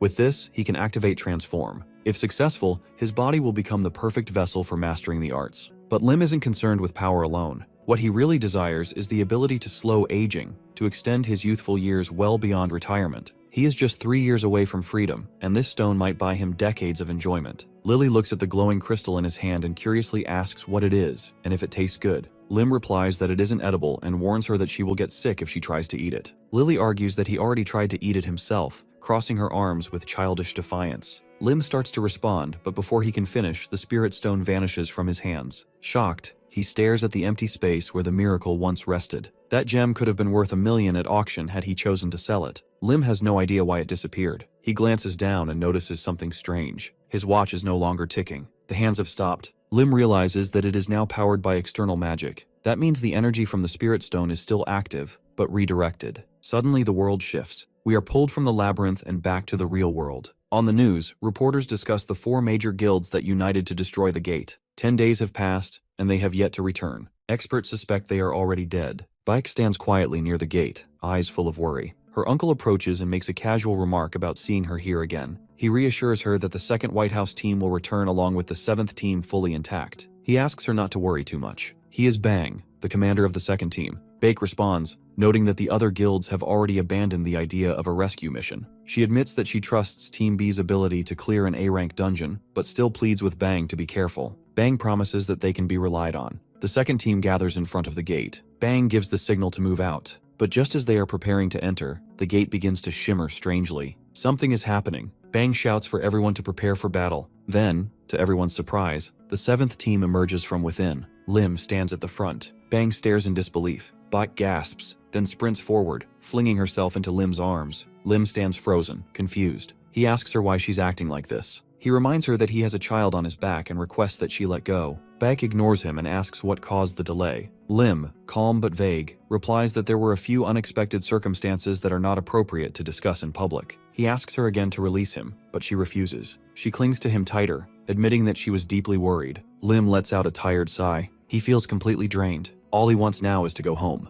Thanks to the White House's 7th team, all superhumans from every guild have returned home safely. However, new information confirms the gate was far more dangerous than the government originally estimated. The driver remarks that the whole country is now buzzing about Lim's actions, branding him a national hero. To Lim, all the attention is just an extra headache. He inquires whether it rained while he was in the dungeon. The driver assures him that it didn't, not a single cloud in the sky. He assumes Lim must be asking because of the rainbow, which appeared 4 days ago. Lim immediately understands. This is not a natural occurrence. It is the warning sign of the first great calamity, and he knows what is coming next. The colors of the rainbow will slowly vanish one by one. When the final color disappears, the first great calamity will begin, the night of the 7 months. Gates will open everywhere, and endless waves of monsters will pour into the world. In the past, Lim only survived by hiding inside a shelter, but things are different now. The calamity of fire is on their side, and Lim is stronger than ever before. His watch, infused with the mana of the Spirit Stone, can even transform into an iron gauntlet. Before we return to the present, we flash back to earlier that day. Lily is choosing an outfit and complains that her waist feels tight. She jokes that she plans to eat a lot, so Lim recommends she wear a pair of coveralls. Lily refuses, explaining that she doesn't like the style. Lim shrugs and questions what she expects him to do. JWE had given Lily the dress after discovering she didn't own any evening wear, and it would be rude not to wear it at least once. Lim finally advises her to just walk in the dress, and if it gets too uncomfortable, she can change later. Lily beams and praises the idea, calling Lim a genius. That night, after safely returning from the dungeon, a celebration is held at the White House. Changsu welcomes the heroes at the door, throwing his arms around Lim and proclaiming that he always knew Lim would come back alive. Bae compliments Lily, observing that the dress suits her perfectly. Lily smiles and expresses thanks for the gift. Baek then notes that Lily's voice seems to be improving with each passing day. Jang overhears and invites Lily to dinner sometime. Baek catches the gesture and finds it touching. Eventually, Jang and Lily leave the party together, and Lim observes how everyone appears genuinely happy. It is a feeling he never experienced back at the Black Hound Guild. While Lim is enjoying the evening, Changsu approaches him with a drink in hand. He inquires about Lim's goals. Lim doesn't understand at first, so the slightly tipsy guild head clarifies that he's curious about what young people are dreaming of these days. Lim responds honestly. He wants to retire, live in comfort, raise enough money to build a 900 square meter mansion, and invite friends over to do whatever he pleases. Jang, Wang, and Yan are all stunned by the audacity of his dream. Baek calls it a beautiful goal. Wang concurs, adding that a peaceful life sounds nice. But Changsu pushes further, questioning if Lim still desires to grow stronger. He's about to offer to train him personally, but Bayek quickly interjects, shifting the subject. Lim had once planned to avoid future disasters, but now with the strength he has gained and the trusted comrades by his side, he knows he must find a way to use the disasters to his advantage. Later, the team takes a brief vacation in the Forbidden Territory. Standing beside a crystal-clear lake, Changsu remarks how beautiful it is and leaps into the water with joy. He exclaims that nature always lifts his spirits. Lim calls out to the others, encouraging them to take the week off and enjoy themselves. Then he calls Bayek, who asks him to help scratch her back. She complains that she can't reach it herself. Lim teases her, advising that she practice stretching and demonstrates by reaching his own back easily. Beck pouts and pleads with him to just agree already. Instead, Lim points at Wang and Suruteok, suggesting she ask one of them to help. Bayek turns to Suruteok and remarks that she hasn't said hello to him properly. She inquires who he is. Suruteok, stunned by the attention, rushes over and introduces himself as Kim Min, also known as Red Bean Suruteok. He nervously mentions that she can call him that too. Bayek chuckles and responds that it's nice to meet him, but they're not quite close enough for nicknames. Lim jokes that if Kim says something like that again, he'll rename him Whipped Blood Pie. He then shouts to Changsu, asking if he wants to race across the lake. Changsu laughs and agrees that it sounds like fun. They decide that whoever reaches the other side first wins. They toss a rock, and the moment it hits the water, they both dive in. Changsu takes the lead immediately. Lim knows that as a Chapter 1 superhuman, Changsu is incredibly fast. Thanks to him, Lim expects a huge catch today. As they swim further, Changsu suddenly halts. Something disturbs him. A massive octopus rises from the depths. Furious, Changsu demands to know how it dares to interfere. He launches himself at the monster and lands a crushing blow. The octopus reels, stunned, but Changsu continues striking without pause. Lim watches in awe. Changsu battles with nothing but his bare hands, and it works. Lim silently congratulates himself for bringing him along. With a few more strikes, the octopus is defeated. Lim checks if Changsu is okay. He nods and expresses relief that Lim wasn't hurt. He warns that the restricted zone is full of surprises and points out that they've swum pretty far from the group. He recommends they return and bring the octopus to the lab. Lim agrees but remarks that he wants to explore the lake bed a little first. Changsu calls after him, reminding him to come back for lunch. Lim dives deeper, shield raised. He believes this area is clear and no monsters will show up. He recalls how the Kren creature had died for interrupting their fun, but now a greater threat may be waiting below. Lim has no idea how deep he must go, but he's confident that treasure lies at the bottom. As Lim descends, a faint green glow appears. He finally finds what he was searching for. Satisfied, he thinks he can return later with Lily and explore further. But something changes. He begins to feel a powerful force pulling him downward. Suddenly, his shield cracks and shatters. He tries to swim away, but the force is too strong. Panic rises in his chest. This is bad. He had just promised to return soon. Meanwhile, Jang and Lily sit together on the shore. Jang offers her a drink and tells her to enjoy it before Lim returns. Lim finds himself inside a mysterious cave. As he regains consciousness, he hears faint voices murmuring that he is awake. The small creatures with worried expressions wonder what to do with him and whether something terrible is coming. Lim, still groggy, realizes he is bound but easily tears through the ropes with little effort. The creatures recoil in fear, thinking he might harm them. But Lim quickly calms them down, assuring them that he means no harm. Recognizing the creatures as Nun Nun, a type of kind-hearted fairy from the continent of nostalgia, Lim recalls working there as a guide. He remembers that fairies usually live near the clear water and are rarely seen elsewhere. The Nun Nun are surprised that Lim knows who they are and begin questioning him rapidly, asking if he's been to nostalgia and whether he speaks their language. Lim, slightly overwhelmed,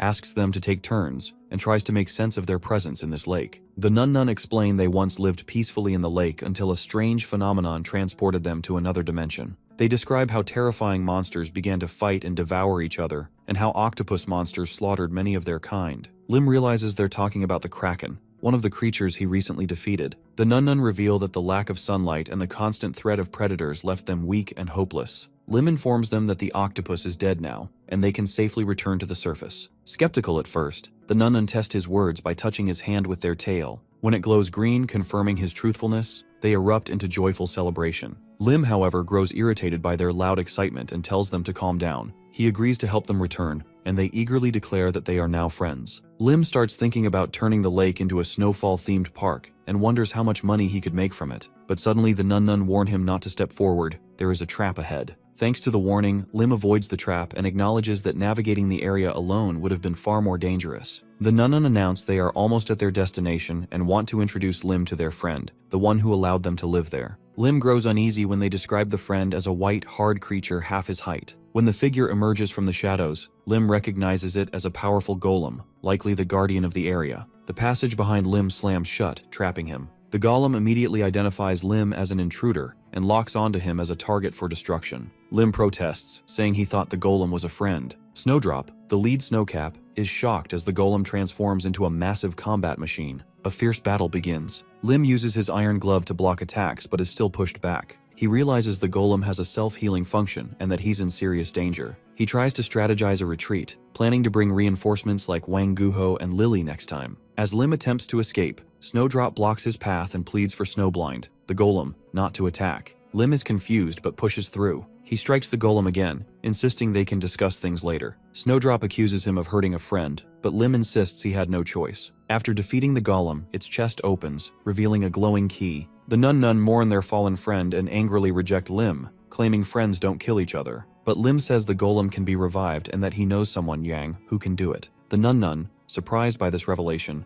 realizes Lim is telling the truth. They acknowledge his honesty, though their emotions remain raw. Lim presses on, entering a newly opened gate. Inside, he finds what he came for, the drink of life. It's a golden liquid with incredible healing properties. Overjoyed, Lim takes a sip and feels its rejuvenating effects. He realizes this potion could save countless lives when the calamity of the 7 months begins. He shares a drop with Noon, who immediately begins to glow. The transformation surprises them both. Lim suspects the drink might have unique effects on water fairies. Snowdrop says her body feels lighter, but Lim notes she appears smaller. He decides they'll investigate it further later. For now, it's time to leave. Lim tells the Nun to bring the golem and follow him up. As they ascend, the water warms, and they see a bright glow above. When they breach the surface, the sky is dark, but burning with light. The Nun mistake the light for the sun, but Lim recognizes the source immediately. It's Lily. She floats above, conjuring a massive fireball, likely experimenting with her magic or sleepwalking again. Lim looks up and smiles, realizing she must have followed his instructions, and in the most explosive way possible. Lim shouts up at Lily, telling her to put out the fireball and come down immediately. He asks if she truly intends to destroy the lake. From below, Changsu calls out to Lim, demanding to know where he has been. Lim realizes then that had he stayed away even a little longer, there would be serious consequences. He tells Changsu that the situation is extreme. Changsu responds that he is glad Lim has returned safely and stopped Lily just in time. Otherwise, she might dry up the entire lake. At that moment, Baek and Wang come running, yelling as they approach. Changsu tells them to stop searching. Juin rushes toward Lim and hugs him tightly, asking where he has gone. Snowdrop suddenly flies out and begins to ask something when Changsu shouts that there are monsters behind them. Lim steps forward and asks everyone to calm down. He explains that the approaching creatures are not enemies, but new allies. He promises to explain everything in detail later. Then Lily crashes into Lim, burying her face in his chest and hitting him repeatedly. She says it is dinner time and he is nowhere to be found. She shouts that she has been worried and has skipped dinner just to look for him. Lim gently places his hand on her head and apologizes for being late. The vacation does not last long. Soon, everyone returns to their daily responsibilities. Time passes, and the heroes are back on the battlefield, fighting monsters and ordering the evacuation of nearby citizens. They face off against orcs. Lim issues a command to Wang as part of their monster extermination assignment. Among Wang's daily duties are eating 5 rich meals and training hard. When the monster extermination request arrives, he goes first. His growth rate exceeds even Lim's expectations. Lim thinks that with some luck, Wang might play a major role during the first calamity. Lim then tells Wang he has done enough for now and asks him to step aside. Lim asks Lily if she is ready. She nods, demanding a minute. Apparently, Lim has promised her French fries, which she reminds him of while burning the monsters to ash. She says she has followed orders and now wants a monster burger set as a reward. Lim tells her she is 5 seconds late and will have to settle for just 1 item. Langang approaches and asks if he can join Lim for dinner. Suddenly, Lim notices something behind Wang. Without hesitation, he rushes over and covers Wang's back. It is a shadow goblin, hiding in wait to strike. Lim warns everyone and asks what this other dinner Wang has mentioned is about. Wang excuses himself, saying he will eat something nutritious and train extra hard. Lim praises Wang's determination and notes that his abilities have reached the same level as in his previous life. Shadow goblins no longer pose a threat to him. The mana pool has also grown. If Wang continues at this pace, he will become even stronger. Then they look up at the sky. A rainbow has formed, but Lily points out that it is missing red. Lim wonders if the rainbow will disappear in 2 weeks. To survive the upcoming night of 7 months, they need a few key elements. Lim knows it will take firepower to eliminate the waves of monsters, a specialized team to destroy the gate core, and a plan to minimize city destruction. Healing and restoring the physical strength of the superhumans is also essential. Lim takes on this responsibility while preparing the rest. We flash back briefly to see Beck reporting on potion sales. She says that distribution is starting this week. Lim tells her to proceed and to report any problems immediately. He asks if the food sales conditions are approved. Bake says it no longer matters. Reclaimed superhumans are lining up on their own. In her report, she has included prices for each dish and noted that serving sizes are fixed. The prices are high, which Lim says is good. Beck asks if she has managed to please him. Lim asks about Jang. He says there are reports that the golem can already move. Beck expresses doubt, but admits that Jang claims he can manage it. As Lim gets into the car, he asks her to rely on Jang.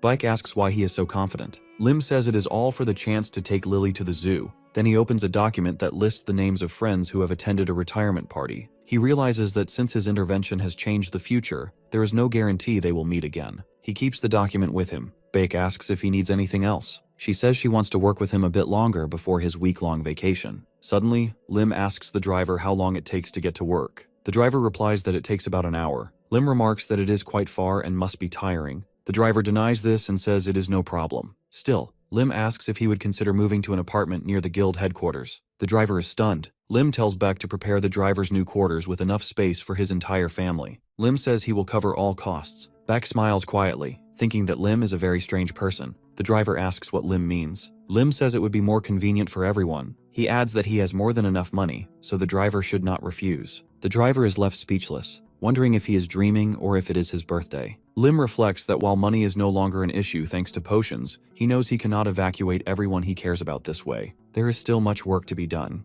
We then transition to another scene where Sia wishes the heroes a successful mission. Lim asks him to take care of the house in their absence. Lily teases that Sia will not be able to escape from responsibility. The heroes set off, walking through a forest, and come across Val standing silently in front of a rock. Lim asks Lily to lower her voice. He says they will just move along since Val is clearly focused. Wong mutters that it is too slow and will not do. He says that if he does not get stronger, the commander will throw him out. Lim is slightly embarrassed to hear that Val is so worried about being left behind. Still, he thinks that whatever the motivation, striving to improve is good, so he chooses not to intervene. As they continue flying, Lily announces that she will create a shield. Lim is impressed and asks when she has learned to do that. Lily says she has just tried it and it worked. She then asks if he can do it too. Once again, Lim is struck by her talent. They finally arrive at Lim's personal treasure trove, filled with rare items collected from the Forbidden Territory. Lily greets the Nun, who says there has been nothing to report. Lim tells them to continue patrolling near the cave. The Nun has consumed the elixir of life and can now move as fast as bullets. He relies on their speed to contact him in emergencies. Lily looks around and asks why they are there. Lim explains the different items. The mask of the charlatan makes one attractive and charming, changing the voice to sound like a speaker, and Sage Robe radiates a mana aura difficult to withstand, and a wooden staff glows when mana is injected. Lim dons the Sage Robe, and Lily wears the charlatan mask. She says her voice has changed and sounds strange. Lim replies that they are ready and the operation can begin. Suddenly, they appear at a portal gate. The people nearby are stunned to see two figures emerge from the gate. Lim thinks it is good that there are so many witnesses. He takes off his hood and introduces himself as the mage Aximus from the Gaia continent. He has come to warn them that a great calamity is soon to befall their land. People wonder who he is. They can't understand what language he's speaking because they have never heard it before. They speculate whether he came out of the gate. Then suddenly the staff glows. Lim asks them not to worry and announces that he will use translation magic. He requests permission to introduce himself again. He declares that he is the mage Aximus from the Gaia continent. Lim urges them to listen carefully. Lily recognizes this as a signal and casts a shield. They climb onto the shield, and Lim shouts that he has come to warn them. People begin to murmur, agreeing that he must be a magician. Lim proclaims that the rainbow is a sign of a curse. He explains that when all the colors disappear, a calamity descends upon their lands, opening thousands of gates to hell. Lily interprets his signal again. Lim continues, saying that monsters and demons will flood the earth and heavens. The living will close their eyes, and the dead will rise. He insists that they must all unite and prepare for the coming disaster. Lim feels pleased, realizing he has captured their attention. His special mask amplifies his voice, and the sage robe radiates an aura that draws everyone's gaze. The staff simply emits light but enhances his presence. A police officer then steps forward and inquires how they can avoid this disaster. Lim responds that it can't be avoided completely, only minimized. He then asks where the king of their world is and states he will provide all the details. Suddenly, we shift to the Blue House interrogation room. Ju Sang-wook, head of the Superhuman Support Service, remarks that he's never met anyone like this. Lim replies that he understands the surprise, but reiterates that he's only here to warn them of danger. He demands to be taken to their king immediately. Sang-wook questions why Lim is so sure he isn't the king. He suggests that maybe their cultures are different, and that's why he doesn't resemble a king from Aximus's world. Lim counters that he finds that unlikely. He explains that he can read fates, though not very well. He He claims he can glimpse events that shape history and the destinies of great people. Lim asserts that Sang-wook is not a king now, but he will strive to become one in the near future. Sang-wook is stunned and asks how Aximus knows this. Lim recalls seeing Sang-wook's future, his presidential candidacy, and his role as a judge of superhumans who abhors when they commit crimes. However, Lim says he can't reveal more, and that's all he's seen. Just then, someone enters the room and announces that the president wants to meet the mage from another dimension in person. Sonu hands Aximus his staff and offers to escort him to the king. The Blue House had been rebuilt a couple of years ago after the first gate opened on its roof and a monster emerged, killing the president and most of parliament. A new president was elected, which only slightly stabilized the chaos. Now the Blue House resembles a military facility. They enter the president's office. The president greets the hero and introduces himself as the nation's leader. He informs that he's heard that Aximus came from another dimension. Lim confirms this and introduces himself again as a mage from the Gaia continent. He asks forgiveness if his assistant's translation magic isn't perfect. The president assures him it's fine and invites them to sit. Lim approaches the chair and notes that it's unusual. The president explains it's a lie detector. If Lim lies, they'll know immediately. Lim shows slight unease and suggests the president should sit on one too.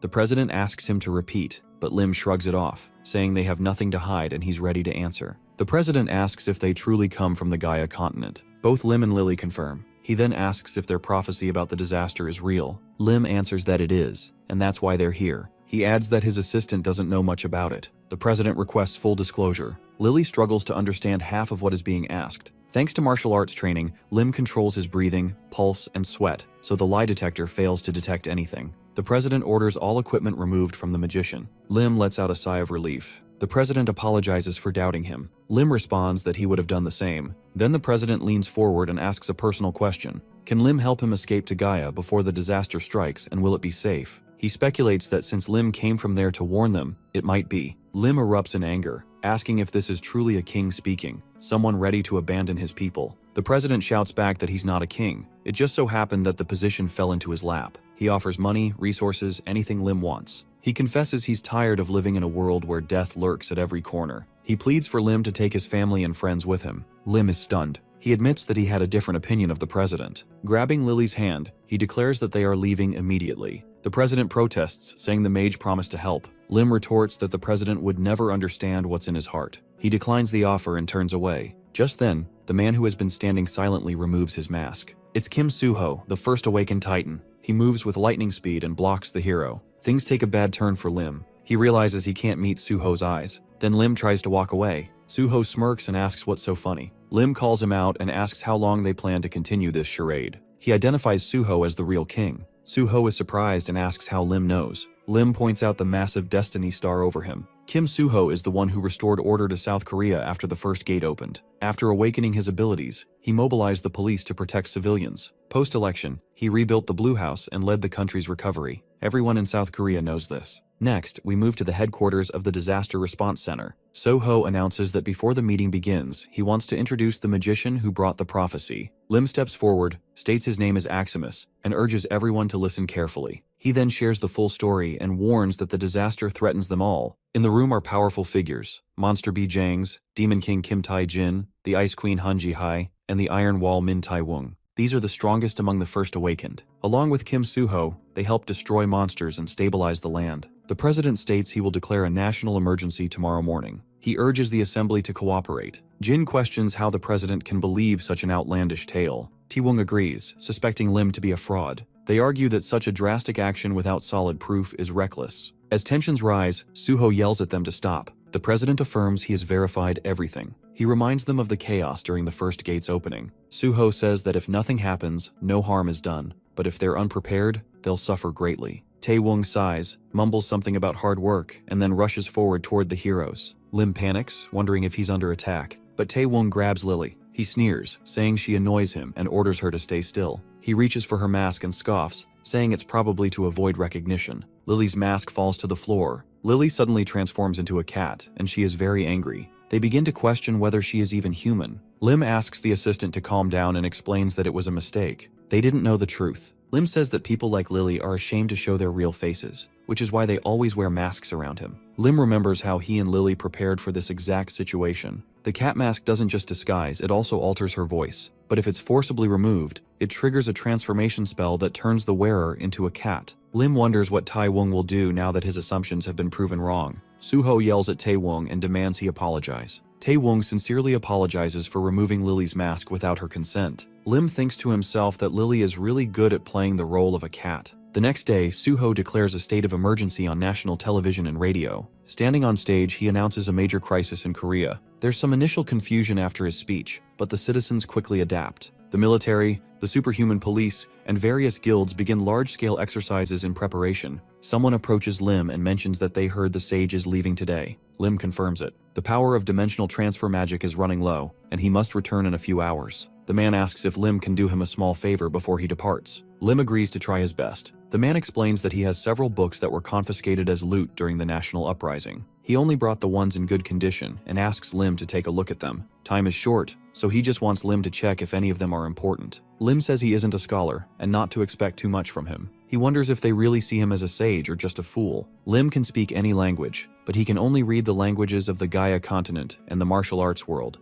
and even then, only in the fields of martial arts and magic. As he walks through the library, one book catches his attention. The hero senses something special and wonders if it might be the Sword Emperor's notes. The book is narrated from the perspective of Nangong, the Sword Emperor, known in the martial arts world as the Incarnation. Lim realizes the language is one he can read and suspects the book might be authentic. When the assistant asks if something is wrong, Lim explains that the writing seems demonic in nature. Lim asks if there's a sword connected to this book. The assistant says the sword also contains a demon and will corrupt whoever wields it. Lim asks him to investigate further. He secretly hopes the Heavenly Emperor's sword is among the recovered items, but the assistant says they only found the book and some old clothes in the collapsed cave. Lim is disappointed but says it's fine. He decides the book is too dangerous and announces he'll seal it himself. Since the king is busy, he asks the assistant to keep it secret. Later, Lim reads the book. It tells the story of Nangong, the illegitimate son of the Nangong clan. Though born with divine martial talent, he was discriminated against. After his mother's death, he steals the clan's martial techniques and elixirs. Lim is uninterested in the early parts. He already knows this history. What intrigues him is the Sword Emperor's battle with Tianma,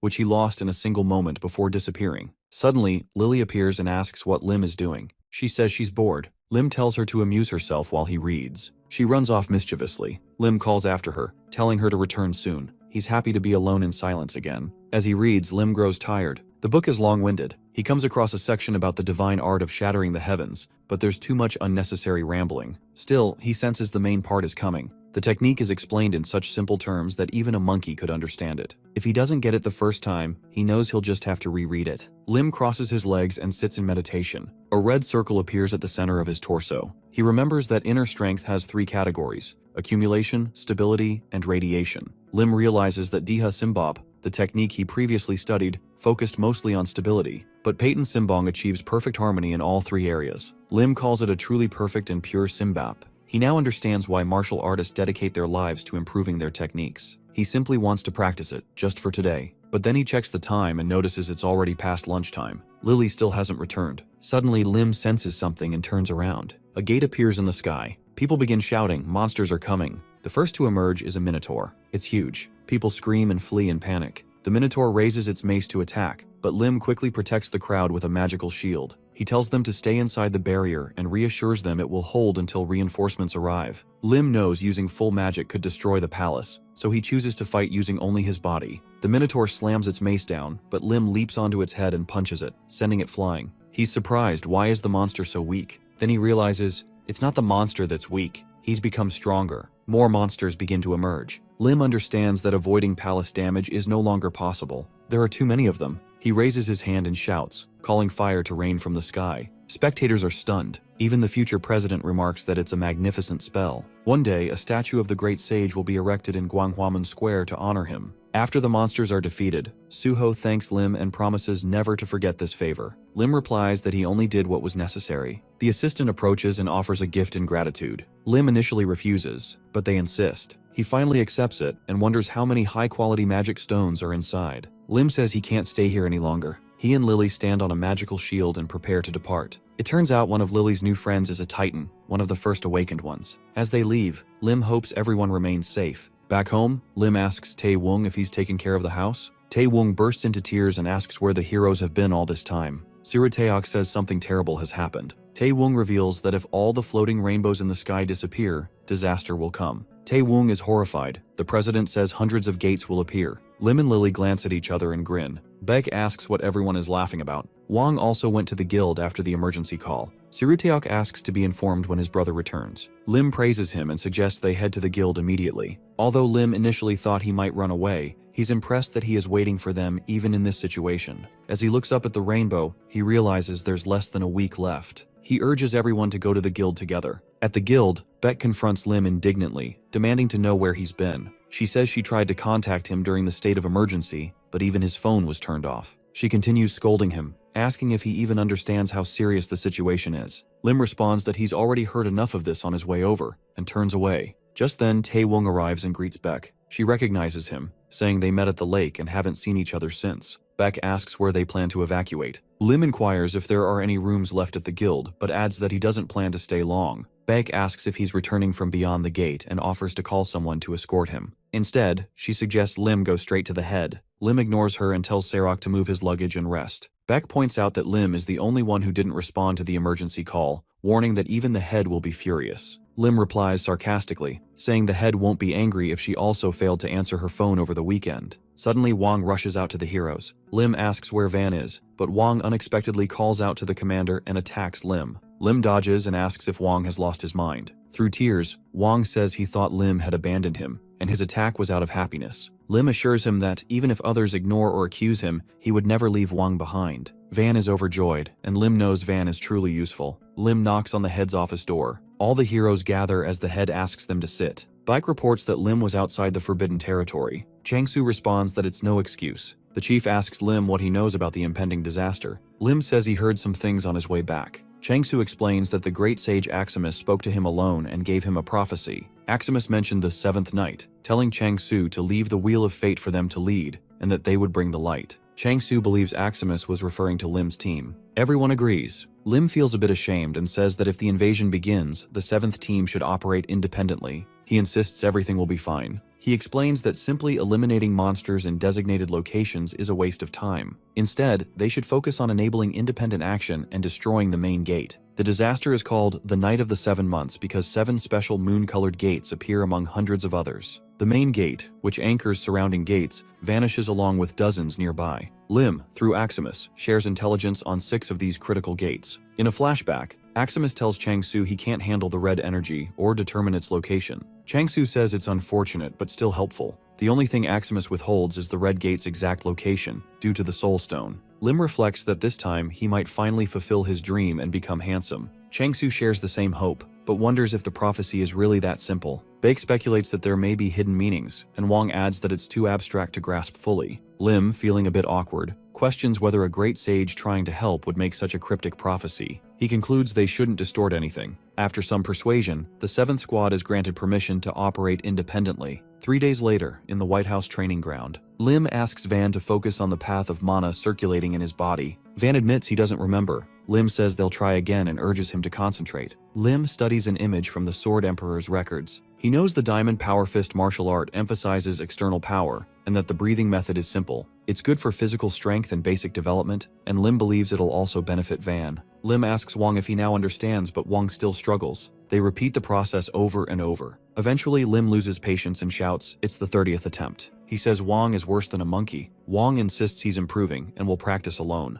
Lim excuses himself, saying he has something else to do. As Lim walks away, he notes that only the purple band remains in the rainbow. Disaster is near. He sees Lily eating and asks if the food is good. She says it is. Lim had bought 3 boxes of chicken, but they're already gone. He tells her it's time to get ready. She needs to repay the meal. Shocked, Lily realizes why he bought the chicken. Lim knows the Red Gate holds terrible dangers: boiling lava, soaring flames, and strong auras. To fight the boss there, they need the Ice Dragon Fang, unfortunately stored in the Blackhound Guild headquarters, Lim's former workplace. He remembers working under terrible conditions there in his previous life at age 20. The job offered no vacations unless you were sick or injured. If he'd undergone proper rehab back then, maybe life would have turned out differently. Now equipped with the sword energy modified by the Pachan technique, Lim needs intel on the building's layout, including security cameras and key items. He identifies the security control room as a potential exit. Inside, one man mutters that he should have robbed a grocery or department store. Another, blonde, says he left the door open and plans to sprint to the shelter when disaster hits. They all calm down when the camera feed suddenly cuts out. Assuming it's a broken lens, they're shocked to find the camera was facing their door. But it's too late. Lim bursts in and knocks them out. Lim activates an alarm. The guild realizes someone has infiltrated the representative's office. It's Lim.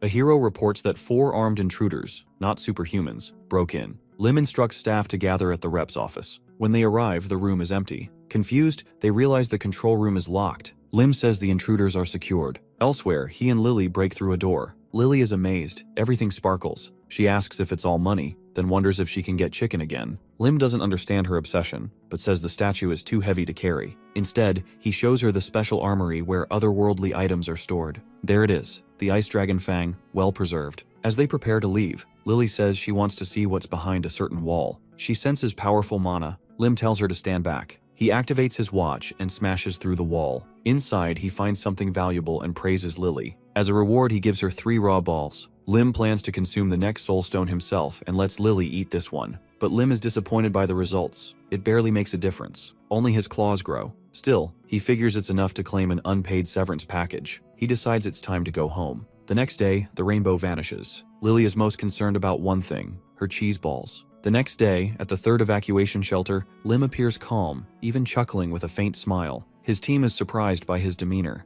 especially with one of the worst gates about to open. A team member approaches, curious if something good has happened. Lim replies that he finally received severance pay from a company he worked at long ago. As Lim talks, a menacing aura becomes noticeable nearby. The scene shifts to the 4th evacuation shelter, where the source of the aura is revealed to be Kim Tae-jin, leader of the Black Hound Guild. His members gather, concerned by his behavior. One mentions hearing a rumor that their guild warehouse was robbed yesterday, and they still don't know who was behind it. Back at the 3rd shelter, Lim speaks on the phone with Bayek, who apologizes for the delay. Lim thanks her for her work. Soon after, she finishes upgrading his armor, marking the completion of equipment preparations. Lim checks in with the support team using his earpiece. Cheon Il-nam confirms he can hear him, followed by Il-nam, who says the sound is coming through clearly. Lim turns to Lily and Wang, asking if they're ready. Lily complains that her armor is too tight, and Wang agrees, saying his new suit is embarrassing. Lim explains their suits are custom-made, Lily's for defense, Wang's for mobility with a flexible material.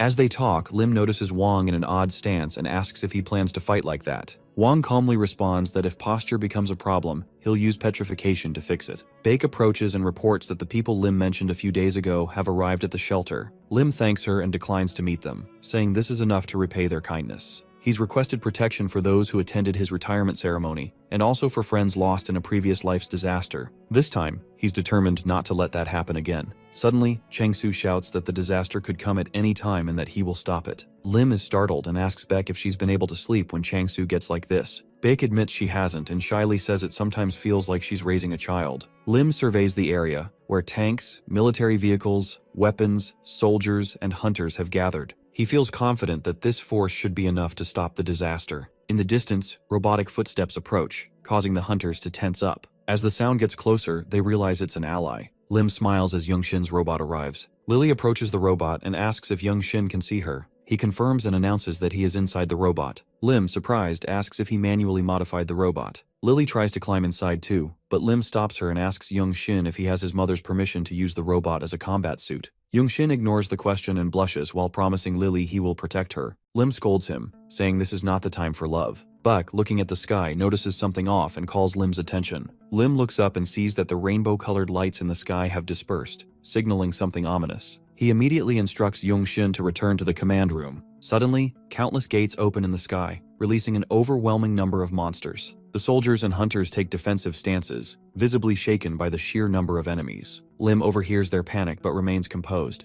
knowing this is only the first wave. He reminds everyone that these are monsters they've faced before and urges them to focus. Encouraged, the soldiers prepare to engage, and Lim feels confident enough to leave the shelter's defense in their hands. Gunfire erupts as soldiers begin attacking the monsters. Hunters take charge of any that get too close. The battle continues relentlessly, and the number of monsters doesn't seem to dwindle. Chang-su joins the fight, happily expressing how long it's been since he was on the battlefield. He declares he will destroy everything, including the dark blue core gate. The core gates have been divided between the First Awakened team and the Professional Hunter team, as decided by guild leaders and the president. Lim plans to act separately and enter the red core gate on his own terms. He turns to Young Shin, who still refuses to return to the command room, and tells him to pay attention to what a battlefield truly looks like. Though annoyed, Lim allows him to follow and support him. Lim instructs his team to move to their assigned positions as the solo operation begins. He, Wang, and Lily board an armored vehicle while Young-shin follows in the robot. Lim's strategy is to appear as though they're moving aimlessly before eventually reaching the red core gate. Along the way, Cheonil-nam informs him that monsters are approaching from all directions. Lim tells her to ignore them and keep driving. Inside the vehicle, Lim assembles a spear. Though unfamiliar with military-grade weapons, his 2 decades in the superhuman force give him the skill to manage. As the vehicle nears a pack of werewolf monsters, Il-nam alerts Lim, who tells him to keep moving. He climbs onto the roof of the vehicle and uses the spear to eliminate the attacking monsters. He instructs the driver to turn at an upcoming intersection and watch out for corpses on the road.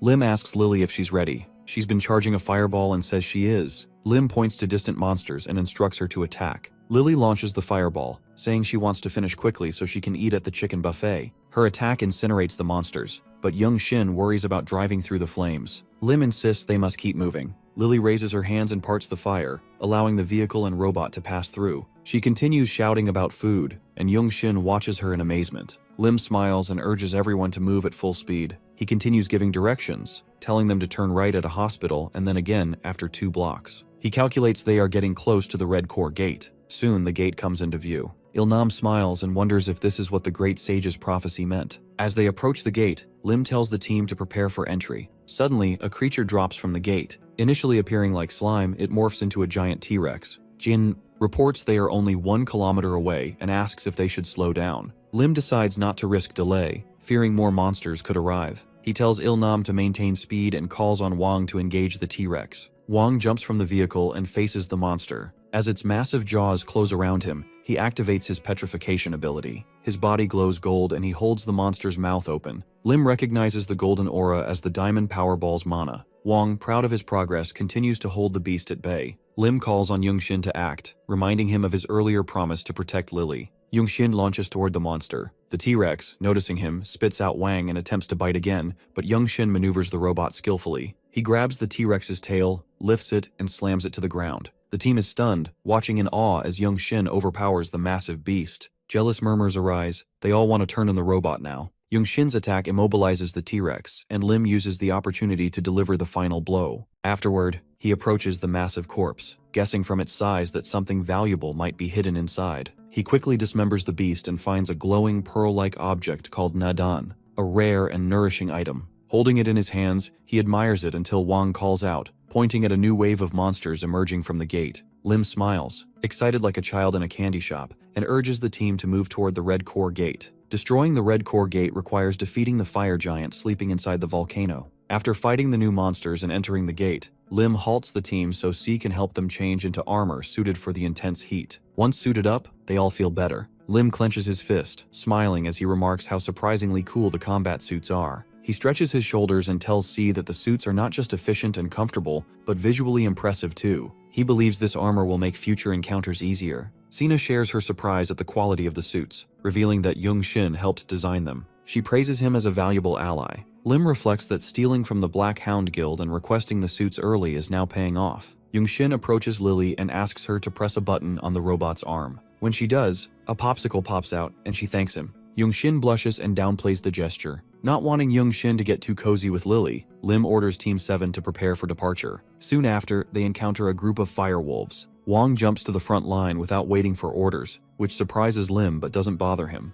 Lim climbs atop the armored vehicle, pulling out a gun, expressing that it's been a while since he's shown off his shooting skills. As the monsters approach, Wang braces himself for combat, but the heat overwhelms him. Lim shoots the monsters, freezing them with liquid nitrogen bullets and saving Wang. He feels relieved to have brought this weapon, grateful to the White House Guild for preparing it in advance. As Lim finishes freezing the monsters, he tells Young-shin to finish them off. Young-shin immediately responds, flying in and punching through the frozen creatures in one strike. Lim watches in awe and acknowledges how much more comfortable his work has become. He informs the team that they will keep this momentum and quickly move past the flame centipede ahead. Later, Lily sighs in boredom, catching Lim's attention. When he asks what's wrong, she complains that her fire ability is useless in this environment. Lim responds that it's obvious and tells her to rest. The suggestion disappoints Lily, and she wonders aloud if she is now useless. Lim, annoyed, turns his back and tells her that after resting, she will have plenty of fighting to do. He asks if she prefers that to resting. Lily shivers and admits that fighting sounds less fun,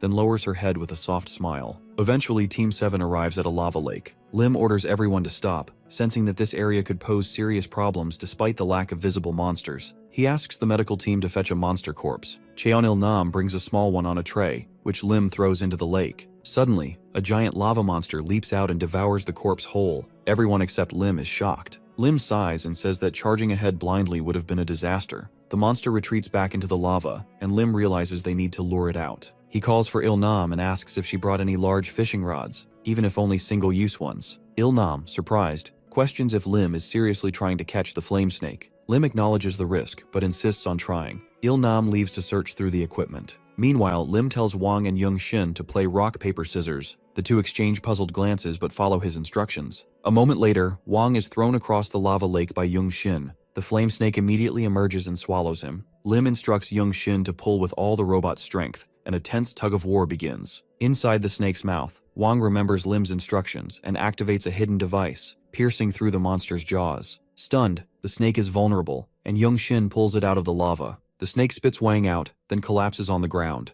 Lim rushes over and asks if Wang is all right. Wang confirms that he is, but before they can rest, the ground trembles. Lim and Wang instinctively turn to the volcano as a massive hand emerges, gripping the crater's edge. Using it for support, the fire giant begins to rise. Lim watches as it descends the volcano, wondering if their earlier activity triggered its awakening. Realizing this changes everything, he shifts his focus back to the recovering flame snake. As Lim approaches, the flame snake whips its tail toward him, but he dodges by, jumping into the air. His movement distracts the snake long enough for Wang to grab its tail. As the monster prepares to attack again, Lim assaults its face while calling on Young-shin to flank from the left. Young-shin activates a drill weapon and jumps into action, but Lim soon notices that their attacks are ineffective due to the monster's thick scales. Suddenly, the flame snake lifts its head and spews venom. Lim barely escapes, but Young-shin's robot arm gets hit and begins to melt. Lim glares at Young-shin, noting his inexperience with monsters of this caliber. Young-shin, sensing Lim's concern, reassures him that the robot has a restoration function. Lim says he is aware but tells Young-shin to retreat for now. He also orders Wang to move back and get checked. As Lim draws the monster's attention, Young-shin carries Wang to safety. C asks Lim if he can manage alone. Lim confirms that the flame snake has yet to corner him. Still concerned, Il-nam says she will monitor the surrounding area with cameras to ensure he does not encounter other threats. As Lim dodges more attacks, Il-nam adds that their focus should be elsewhere. Lim agrees, knowing the fire giant is the true danger. Il-nam reports that the fire giant stands approximately 40 meters tall and is moving faster than expected.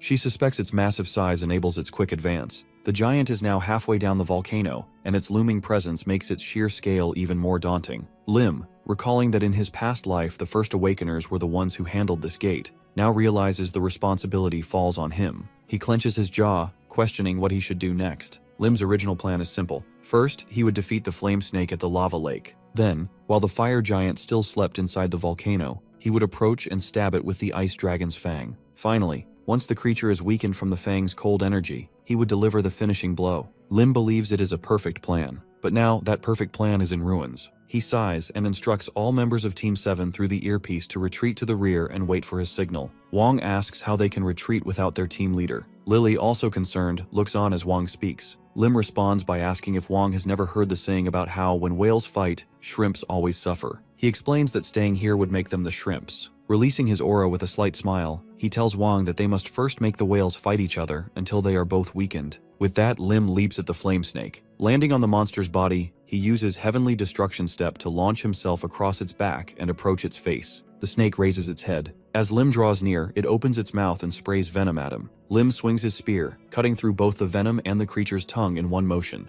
The snake writhes in pain, rolling on the ground. Lim starts running toward the fire giant, taunting the snake to follow him. Enraged, it gives chase. As he runs, he uses the earpiece to ask if everyone has reached a safe area. Suddenly, Lily shouts that she refuses to retreat. Lim begins sweating nervously. He begs the others not to let Lily come his way, and turns off the earpiece, hoping she won't cause more problems. Soon, Lim reaches the front of the fire giant. Despite his fireproof combat suit, the heat from the creature's body is suffocating. The flame snake catches up and swings its tail at him. Lim dodges just in time, and as the snake moves past, the fire giant takes notice. It slams a punch into the snake, disorienting it. Lim watches with anticipation as the two monsters now turn on each other. They size one another up, waiting for the other to make the first move. The fire giant strikes first, but the flame snake dodges. It spits venom at the fire giant's face. The giant raises its arm to block, but the venom begins corroding its flesh. Hidden behind a rock, Lim watches the battle unfold and thinks the monsters are doing well. He takes out the box containing the ice dragon's fang and studies it. He knows the fang would be most effective if it pierces the fire giant's heart. Planning to wait for an opening, he puts on combat gloves to shield his hands from the heat. His attention returns to the fight. The flame snake now wraps itself around the fire giant's arm,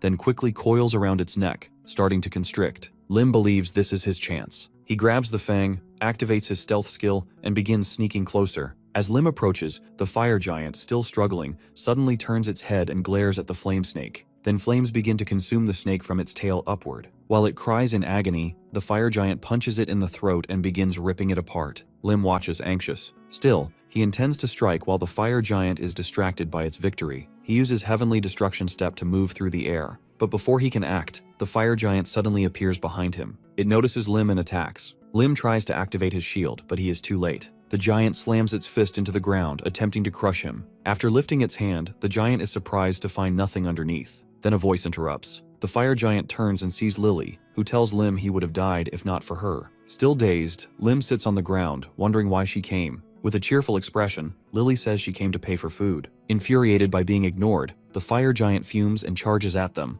Lily steps forward, saying she will handle the fire giant. As she activates her fire ability, Lim hurriedly tries to stop her, telling her not to use fire, but it's already too late. Lily releases her flamethrower skill and the flames rush toward the giant. The fire giant begins absorbing the flames. After absorbing a good amount, it lets out a loud burp. Lily is stunned that it could eat fire. Lim, pale and nervous, explains that this is exactly why he wanted her to avoid fire-based attacks. Feeding the fire giant flame is like pouring oil into an engine. Worse yet, Lim has lost both his weapon and the ice dragon fang during the earlier attack. Disappointed, Lim tells Lily they should fall back and reorganize. But Lily, seemingly excited, asks if she could do what the boss monster just did. Before Lim can answer, Lily starts inhaling. The fire giant notices something is wrong. The flames it emits are now being drawn toward Lily. It tries to resist by releasing even more flames, but that only increases the rate at which Lily absorbs them. Lim watches, stunned as the scene unfolds. The fire giant finally realizes that Lily is about to absorb all of its flames. Panicking, it starts running away. Lim is shocked but quickly realizes what is happening. Lily's control over fire surpasses even that of the boss monster. Her fire control is at a higher level. As the fire giant flees, Lily absorbs the last of its flames, leaving behind only a dry husk. Lim, baffled by the outcome, stares at the fire giant's remains, unable to comprehend how his team managed to win in such a ridiculous way. Following the destruction of the Red Core Gate, other core gates across the city are also destroyed by the guilds assigned to them. The disaster ends sooner than it did in Lim's previous life. A week later, citizens and construction workers volunteer to rebuild the damaged parts of the city. Team 7 from the White House Guild joins the effort. Sarok, seemingly in charge of the construction team, rallies everyone to work quickly so they can finish today. Wang helps carry heavy materials, and Youngshin assists with welding, using his robot. Some construction workers take a break and call out to Sarok. They ask whether Team 7 is really part of the White House Guild. They remark that usually, guild members don't bother with helping on the ground like this. After hearing them out, Sarok clenches his fist and passionately responds that this is exactly what guild members should do. He says that if there's a place that needs help, hunters should step up and offer it. The construction workers, moved by Sarok's enthusiasm, pour him a drink and invite everyone to join their break and eat. Lim gladly accepts the invitation and joins Sarok and the others. However, one construction worker begins to grow suspicious. He wonders why everyone is working so hard. He asks Sarok and Lim to point out the person responsible for this effort. Caught off guard, Sarok and Lim hesitate to answer, but the construction worker has already started looking around. His eyes settle on Lim, who is lounging in a beach chair while Lily, sitting beside him, eats popcorn. Sarok tries to explain. He says Lim is their team leader and is still injured. But the construction worker notices Lim's glowing, relaxed expression and questions what kind of injury makes someone look that refreshed. Lim tries to explain, saying that even if it doesn't look like it, Lim was the one who suggested that the White House Guild should provide public support. The construction workers appreciate the idea, but still think someone as young as Lim should be contributing physically too. As their complaints continue, Wang suddenly slams the table and says he really enjoyed the food. His sudden outburst shifts the tone of the conversation. One of the construction workers stands up and says they should do their part. The others agree. The worker invites Wang and the rest of Team 7 to join them, saying the Awakener's help is still needed. With a smile, Wang responds that he'll be right there. According to the final prophecy left by the great sage Aximus, The citizens believe no new gates will appear for 31 days following the recent disaster. With this reassurance, people unite quickly to rebuild the city without hesitation. Guilds stay busy disposing of monster corpses and conducting research. A few days later, while Lim is resting and reading, Beak approaches him, interrupting his relaxation. She smiles cheerfully, asking if he still plans to continue relaxing like this. Lim looks up and wonders aloud if such a lifestyle is even possible, reminding her that his dream is to chill and relax forever. Lily turns to him and questions if that dream is just an excuse to be a wealthy slacker. Though Lim finds her comment annoying, he decides to ignore it given her accomplishments. Beak, still staring at him, notices something different and points out that his skin has suddenly improved. Lim smiles and touches his cheek, proud of how his skin glows. After defeating the fire giant, he used its core to activate a body transformation technique. Now he enjoys the benefits of a handsome appearance and healthy skin, even in retirement. Striking a strange pose, he tells Beak he got a facial massage recently. Beak brings her hands to her mouth, imagining how pleasant the massage must have been. She asks Lim how it felt and where the place is. Lim quickly explains that the massage parlor closed down, making it impossible to visit.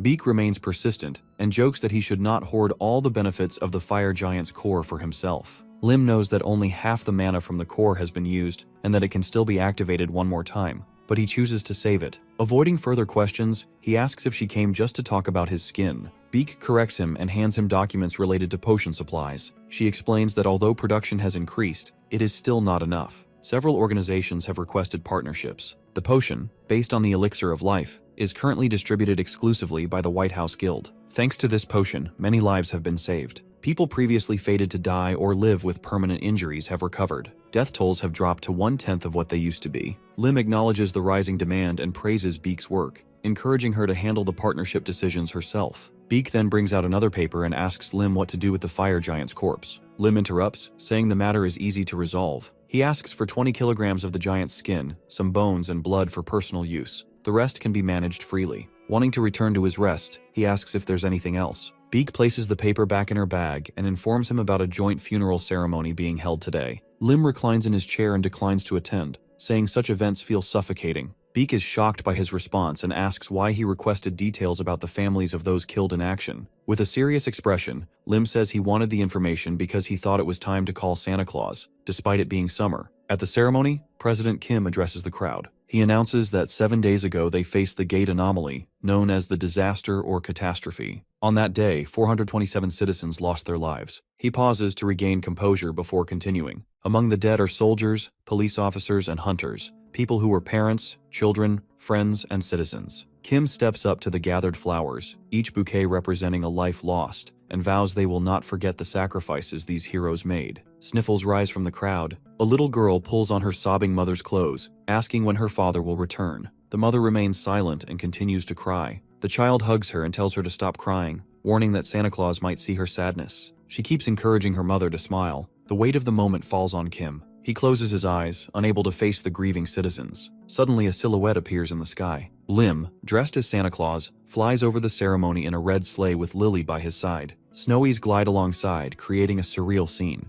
Someone in the crowd points to the sky and the hunters look up, unsure if it's a monster. They remember the prophecy and remain alert. The little girl notices the sleigh and excitedly tells her mother that Santa Claus is here. As the sleigh flies above, Lily activates a shield, forming a vibrant pattern in the sky. Kim assumes it's a gate opening and prepares to launch an attack. He leaps into the air, shouting that whoever is doing this picked the wrong moment. But mid-air, the beautiful pattern created by Lily stops him. He descends slowly, mesmerized. The little girl points again, begging her mom to look. Lily enhances the scene further by using her shield skill to create fireworks. Spirits begin to lift. The Snowies drop bubbles for the children to play with. A worker asks Kim for orders. Smiling, Kim tells him to leave it be. The worker is concerned about how to report the event. Kim, still gazing at the sky, says they will simply report that it was the real Santa Claus. Later, Lim brings the sleigh to the rooftop of the White House Guild. After landing, Lily jumps off and plays with the Snowies, saying it was fun to deliver gifts. Lim follows, suggesting they eat something delicious. As they approach the rooftop door, they hear Beak's voice. She greets them and asks if they had a good trip.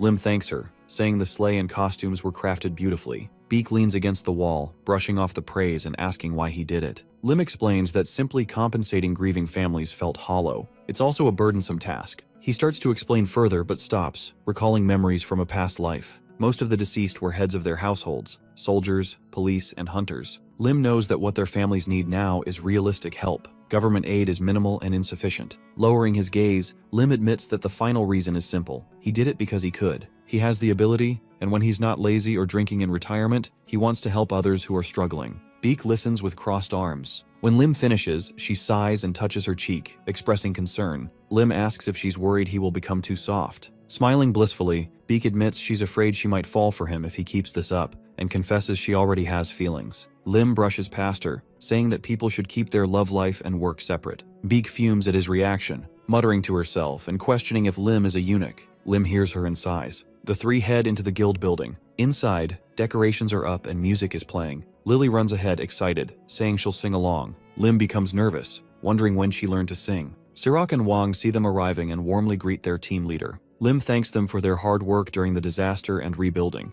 Youngshin guides Lily to a table with her favorite food, prepared in advance. Lily praises him, calling him the best. Just as Youngshin turns to sit beside her, Lim takes the seat. Smiling, he asks why there are only 2 seats. Youngshin, flustered, quietly adds a chair next to Lily. Lily eats enthusiastically. Lim wipes crumbs off her face and tells her to eat slowly. She agrees and returns to her food. Watching her, Lim realizes she never speaks about her family. He calls out to her. Lily looks puzzled as Lim asks if she misses them. He mentions that she never says things like missing her parents or wondering how they're doing. Lily's expression dims. She sets her pizza down. Youngshin, annoyed, asks Lim if he's scolding her. Lim calmly explains he's trying to talk about something important. He turns back to Lily and says she doesn't have to answer if she doesn't want to, but he wants to know if she wants to see her parents again. Lily replies that she does want to, but before she can explain further, Lim pats her head and says they'll need to go to the continent of Gaia. With a pleasant smile, he asks if she wants to pack anything, since they'll be finding her parents. The scene shifts. Lily runs through a dark forest, seemingly being chased. She sees Lim in his combat uniform and runs to him, calling his name, but Lim remains silent. As she grabs his arm and pleads for help, his appearance changes. A goblin mask covers his face. He turns to her and asks if she's asking him for help. Lily jolts awake, screaming. She climbs out of bed and sneaks into Lim's room. The sound of her crawling into bed wakes him. As Lim tries to orient himself, Lily speaks in a terrified tone. She admits she doesn't actually want to return but feels she has to.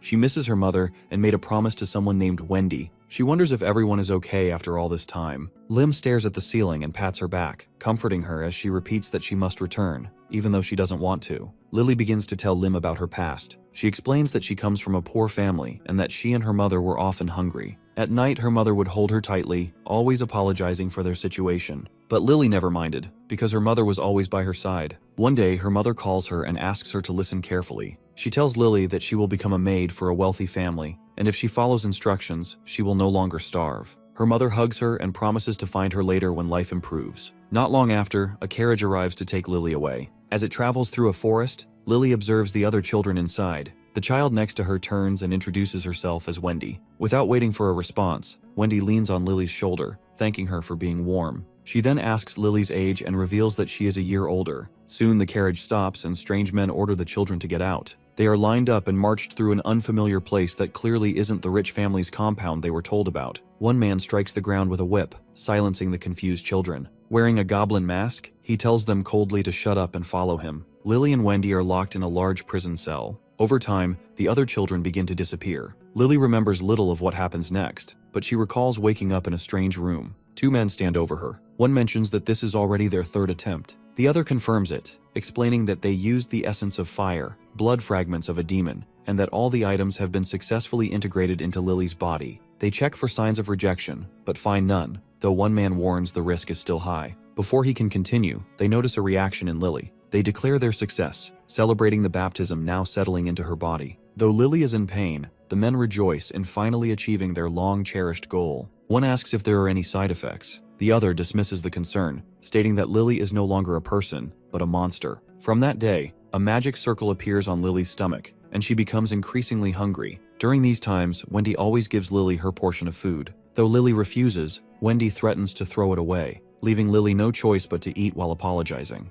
Wendy always comforts her, saying it's okay. One day, Wendy suggests they escape. She gets Lily's attention and shows her an ice crystal in her hand. Lily is confused, but Wendy admits she doesn't know how she can do it. As she speaks, her hair changes color from blonde to blue. Lily notices but says nothing. Wendy then proposes they run away. Lily agrees with a smile. However, during their escape attempt, they are discovered. Hooded figures restrain Lily, while the masked man grabs Wendy by the neck and lifts her. He admits he never expected Wendy to awaken. Had she revealed her powers earlier, he claims, She could have avoided more suffering. Lily screams for him to let Wendy go. Wendy, in turn, fires ice spears at the masked man, shouting for him to die. But a green shield forms around his body, deflecting the attacks. He looks at Wendy and smiles, saying even though she has awakened, she still cannot stop him. He declares that she will serve as a puppet in the future. Wendy grits her teeth, grabs his arm, and vows to die before returning to the prison. She releases a chilling wind and tells Lily to run. The masked man grows irritated by Wendy's defiance, but Wendy continues directing freezing winds at the men restraining Lily. As a result, the two captors freeze, and Lily's powers awaken. Her hair turns red and flames erupt from her body. The masked man notices and orders the others to catch her. Wendy shouts for Lily to run,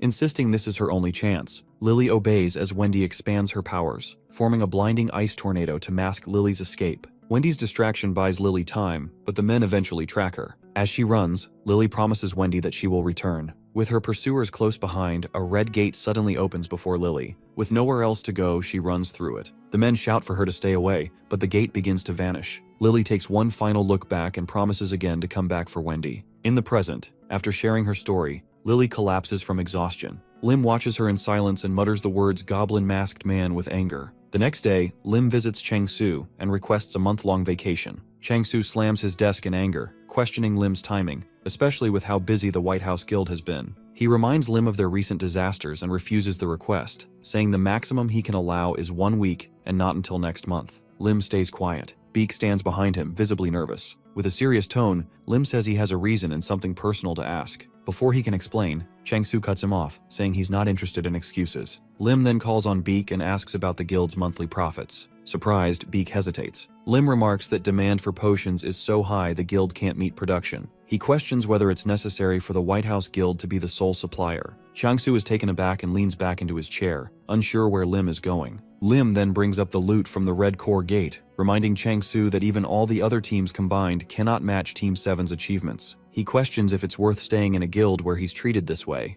Chang-Su feels the pressure. He lowers his head and asks if Lim is threatening him. Lim sighs and asks how much it would cost to break his contract. That finally breaks Chang-Su, who angrily agrees to the vacation but adds sarcastically that he wishes he could go too. Lim smiles and thanks him, promising to bring back a gift. Chang-Su asks what Lim plans to do with a whole month off. Lim says he is looking for people. Beak suggests leaving the search to the guild, but Lim insists on doing it himself. In his mind, Lim resolves to find Wendy or Lily's mother. As for the masked man, his anger builds, a vein pulsing in his forehead. Regaining composure, Lim reminds Chang-Su that he had another request. Chang-Su folds his hands and asks what it is. The two discuss, and after a while, Chang-Su looks at Lim and questions if this is truly what he wants. That evening, in the White House Guild's accommodations, Lim calls Lily to look at a map he's drawn. With confidence, he circles a region and says it matches Lily's memory. Lily is shocked, realizing her house might be there. A knock interrupts them. Lim turns to the door, confused. Lily calls out, equally puzzled. When Lim opens the door, he finds Youngshin and his mother. Youngshin's mom asks if they may come in. Lim lets them in, and after greetings, she prepares to explain but stops, letting Youngshin speak. Youngshin tells Lim that he wants to go on vacation with Lily. Lim is caught off guard. He realizes he may have said too much, leading Youngshin to learn of the trip. Though hesitant to bring him, Lim knows having a creator like Youngshin could be useful. He considers the risks and explains they'll be traveling through dangerous territory. Youngshin grows nervous, brainstorming ways to protect his mother. He suggests taking the robot, but he finds no way to keep her safe. Youngshin's mom chuckles and tells him she won't stop him just because she can't join, but asks Lim to return her son safely. Lim promises to do so. Youngshin then approaches Lily and tells her, with a bright expression, that although he is weaker than her, he will still do his best to help. Lily smiles warmly and thanks him. At midnight, Lim heads to the main building of the White House Guild. As he rides the elevator, an unexpected thought crosses his mind. He never imagined a day would come when he'd have to visit this place alone. The elevator halts at the 12th basement floor, the personal training hall reserved for Chang-Su. As the doors slide open, a wave of steam rushes out, revealing Chang-Su in the midst of an intense warm-up, heat visibly radiating from his body. Noticing Lim's arrival, Chang-Su immediately stops and turns toward him, accusing him of being late. Confused, Lim explains that he arrived 10 minutes early, only to be met with a sheepish apology. Chang-Su confesses he was simply too excited to wait and began warming up on his own. Chang-Su then brings up the real reason he called Lim here, a request he had made earlier, which Lim now understands is for a 3-day spar. This surprises Lim, especially since he had always avoided the topic. He laughs nervously. The truth is, Lim willingly signed up to get beaten because Earth was no longer the most dangerous place. The Gaia continent was brimming with powerful people, and before venturing there, Lim wanted to thoroughly test the martial arts he'd gained through his cosplay as the Great Sage. He believes Chang Su, one of the most gifted individuals he's ever met, would be the perfect opponent. Steeling himself, Lim unsheaths his sword and respectfully asks Chang Su to take care of him for the next 3 days. Chang Su reciprocates the sentiment and assumes his fighting stance, signaling that the warm-up phase is over. He explains that Lim should have already prepared himself physically before showing up, and then immediately unleashes his aura. Lim realizes he's made a mistake. Trying to backpedal, he claims he was being overconfident when he made the request. But Chang Su cuts him off, saying from now on, they'll only speak with their fists. In a flash, he charges. His attacks are explosive. Every blow that lands on Lim sends shockwaves throughout the White House Guild building. 3 days later, inside the rental accommodation room that Lim and Lily are using, Lily walks up to Lim and asks, with an intimidating aura, why his face looks like it's been hit by a truck. She demands to know who did it so she can scold them herself. Lim, his face swollen and bruised, waves it off and asks her to start packing. The truth is, getting beaten down by Chang Su for 3 days helped Lim master the new martial arts he'd recently acquired. But the prolonged use of those techniques drained his stamina, and the final day of sparring had been particularly brutal. As he drinks a potion, Lim quietly wonders where monsters like Chang Su even come from. Later, after their preparations are complete, Lim and Lily head down to the first floor of the White House Guild main building. They're met by Chang Su, Wang Surak, and Beak. Chang Su greets them warmly, noting that today is Lim's big vacation day. He advises Lim not to go anywhere dangerous, especially places where he could get beaten up again. Lim, however, does not share the same cheerful energy. He looks completely wrecked. Dark eye bags and a drained face tell the whole story. He replies sarcastically, thanking Chang Su for making him feel invincible. He then turns to Wang and officially puts him in charge of Team 7 for the next month. Wang is flabbergasted and asks whether that's even allowed. Lim snaps, warning Wang to take excellent care of the team, or else. He makes a slashing motion across his neck to emphasize the consequences. Tears stream down Wang's face as he promises to do his best. Surak walks over and begins consoling him, prompting Lim to comment that Wang still hasn't realized how capable he's become. Lim sighs and instructs Surak to keep an eye on Wang, to which Surak agrees with a warm smile. Lim then turns to Beak, preparing to give her instructions, but freezes. Beak is staring at him with a dreamy expression, eyes closed, lips puckered. Lim, confused, asks if she got dust in her eyes. Beak erupts in frustration, grabbing Lim's arm and demanding to know how he doesn't understand that she was asking for a goodbye kiss. Lim, trying to escape, plays dumb and claims he's never heard of such a thing. He instead asks her to handle Team 7 in his absence, and to complete the tasks he had previously assigned her. This only irritates Beak further. She accuses Lim of exploiting her, but he doesn't respond, because Chang Su is now glaring at him with deadly intent from behind her. Lim knows he's not trying to use Beak, but he also doesn't want to die yet. Hurriedly, Lim turns around, looks back one last time with a smile, and tells everyone it's time to go. Lily smiles and waves goodbye. Lim grabs her hand, and they both bolt out, not wanting to risk being burned by Chang Su's furious glare. After Lim is gone, Beak remains, silently watching where he left, sadness in her eyes. Chang Su comes over and gently places a hand on her shoulder, asking why his beautiful daughter looks so down. Beak lowers her head and says she feels like she may never see Lim again, but quickly dismisses the thought as silly. Chang Su reassures her. He tells her Lim is far stronger than even he expected. He mentions one move Lim used the day before that was dangerous enough to threaten even someone like him. Beak is surprised to hear this, and Chang Su confirms it with confidence. He clenches his fist and tells Beak that when Lim returns, they'll all get back to work. But until then, they'll keep training and improving. He himself plans on undergoing some special training to make their next spar even more explosive. As Lim and Lily approach the restricted area, Lim begins to feel a wave of anxiety wash over him. He can't explain why. When they arrive, Young-shin immediately notices the look on Lim's face and comes over to check in. Lim drops his backpack to the ground and brushes it off, saying there's nothing to worry about. He asks if Young-shin already said goodbye to his mother, and Young-shin confirms he did earlier that morning. Lim then expresses concern again over Young-shin's decision to join them. 3 days ago, he'd tried to talk him out of it. Even with the robot, it would still be dangerous. Lim stresses that the whole vacation thing is just a cover.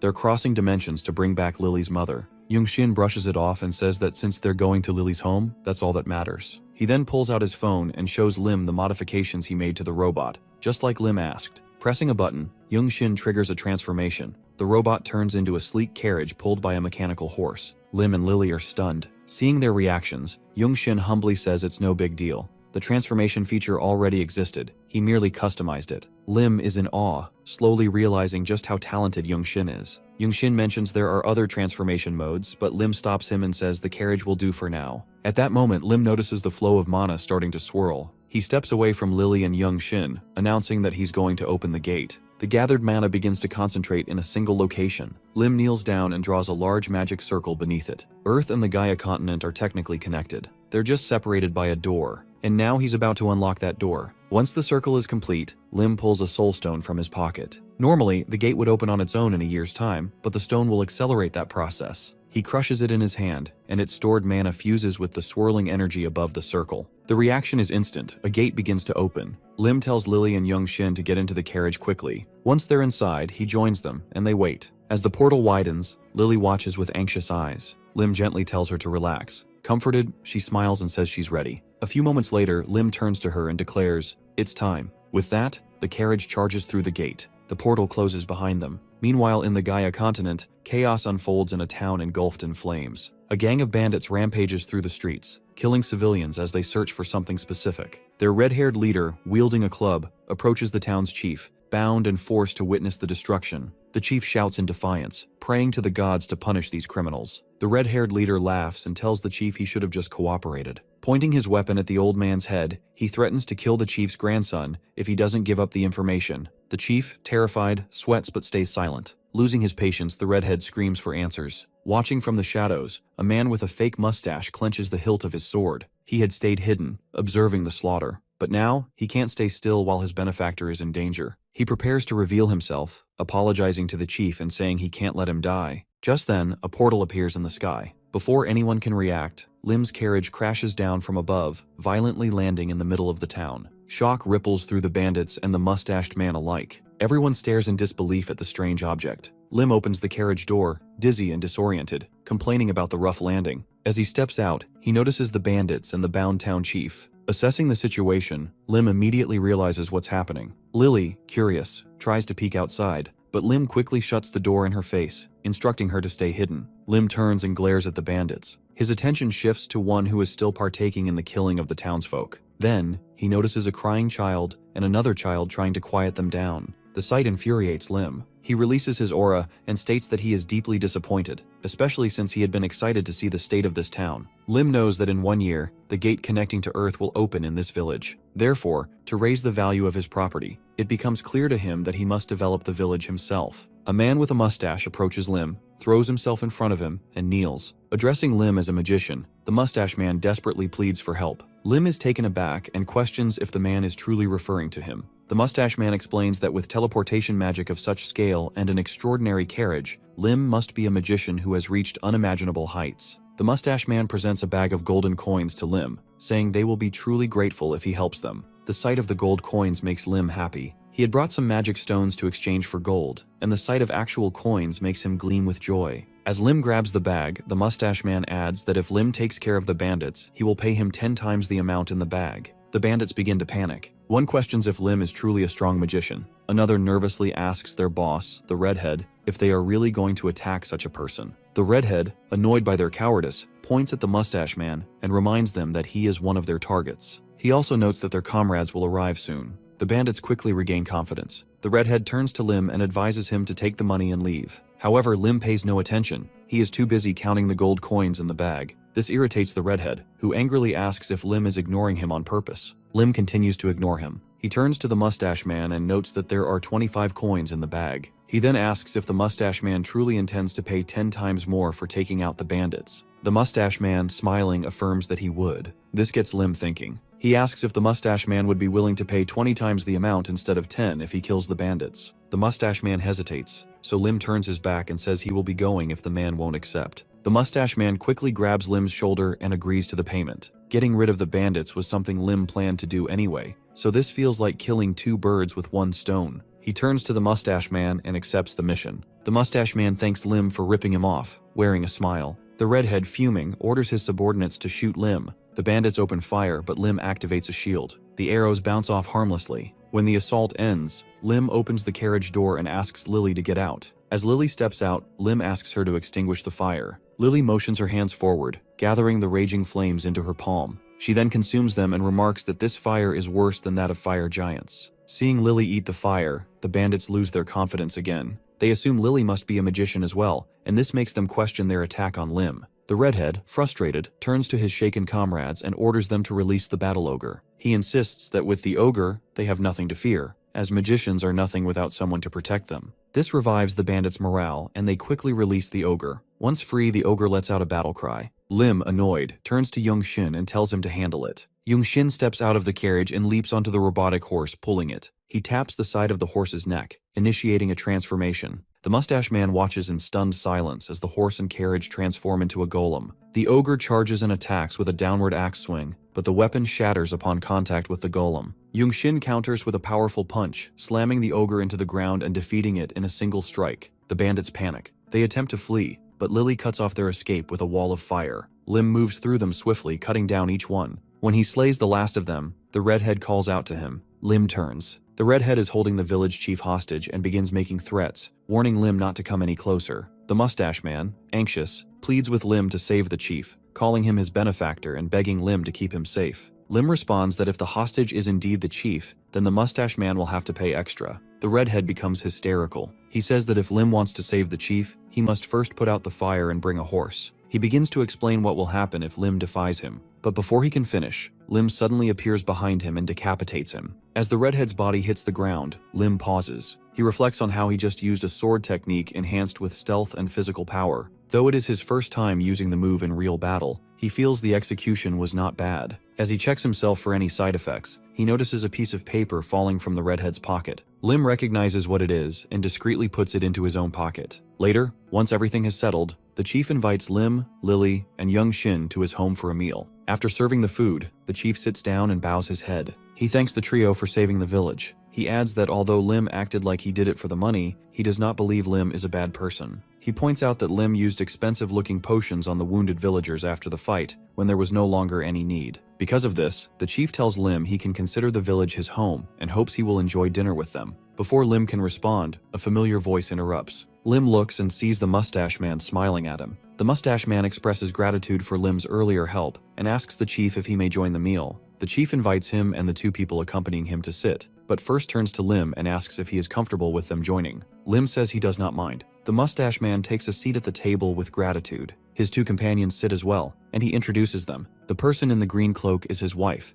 and the other is their escort guard. Lim responds outwardly with a polite smile, but inwardly his suspicions grow. The so-called escort guard was nowhere in sight during the bandit attack. Lim glances at Young-shin and Lily, who are enjoying their food, and decides to suppress his doubts for now. However, it becomes increasingly difficult when he notices the three newcomers glaring at him intently. Sensing the tension, the chief tries to change the subject. He asks Lim if he is traveling somewhere and wants to know his destination. Lim answers that they are heading to a small village in the Teru kingdom to find someone. This response startles the mustache man's wife. Lim notices her reaction and watches her, but she quickly averts her gaze. This strengthens his suspicions. The mustache man then adds that to reach the Teru kingdom, Lim will have to cross the border. He smiles and says they too are heading that way. This confirms one of Lim's suspicions. He can see now that they are making plans. The chief rises, saying he will bring more food. Lim concludes that while they call the chief their benefactor, he likely knows more about them than he lets on. Lim continues pretending to be unaware and shifts his focus to the meal. The mustache man calls for his attention and says he has a favor to ask. Bringing his hands together, he requests Lim's help in escorting them to the border. Lim continues to act unaware and asks why they need help when they already have an escort guard. The escort guard responds sternly, stating he has heard of Lim's remarkable skills, and since their destination is the same, questions why Lim is making a fuss over such a request. Lim smiles, and the tone of the escort guard confirms his final suspicion. These people are not peasants. They are nobles pretending to be commoners. Lim reaches into his pocket and takes out the piece of paper he retrieved from the redhead's corpse. He places it on the table and declines their request. It is a wanted poster showing someone who closely resembles the mustache man. The name on the poster is Hawken Allen, a court magician with a bounty of 100,000. He is wanted alive for the crime of mutiny. As Lim presents the poster, he explains that the leader of the bandits had it in his possession. From his calculations, Lim estimates that Earth and the Gaia continent will be connected in about 1 year. Trade between the two dimensions should begin roughly 6 months after the first contact. In his previous life, Lim was only able to travel to Gaia after all the political conflicts had been resolved. However, during his time there, he learned about several major historical events, some of which may be unfolding now. Currently, they are in a small village called Raun. located within the Principate of Hicks in the southeastern part of the continent. If Lim remembers correctly, a rebellion should be underway in the Duchy of Hicks around this time. Smiling smugly at the thought, he suspects that the people around him may be directly involved. Alan stands up from his chair and approaches Lim, asking if there is only one flyer. Lim confirms that there is. Without hesitation, Alan kneels at Lim's feet and begs him to let his wife and their escort to cross the border in exchange for taking Alan and claiming the bounty on his head instead. The woman and the escort are both stunned by Alan's plea, but before they can respond, Lim suddenly rises from his chair, asking if they are trying to make a fool of him. Lim explains that something has been off from the start. Specifically, the woman Alan claims is his wife. Lim reveals his suspicion that she is none other than Princess Alina, the last surviving member of the Hicks royal family, who reportedly escaped during the rebellion's extermination of the monarchy. His guess terrifies Alan and the others. The escort, though shaken, quickly regains his composure. He positions himself firmly in front of the woman and commands her to stay behind him. Turning to Lim, he warns that any further step forward will be met with force. The escort draws his sword and slashes down, but Lim, wielding only a table knife, effortlessly blocks the attack. The escort presses on with a flurry of strikes, yet Lim deflects every blow with ease. While dodging, Lim remarks that if it weren't for the escort's age and injuries, he might have actually been a threat. In a swift motion, Lim sidesteps, kicks the escort's foot out from under him,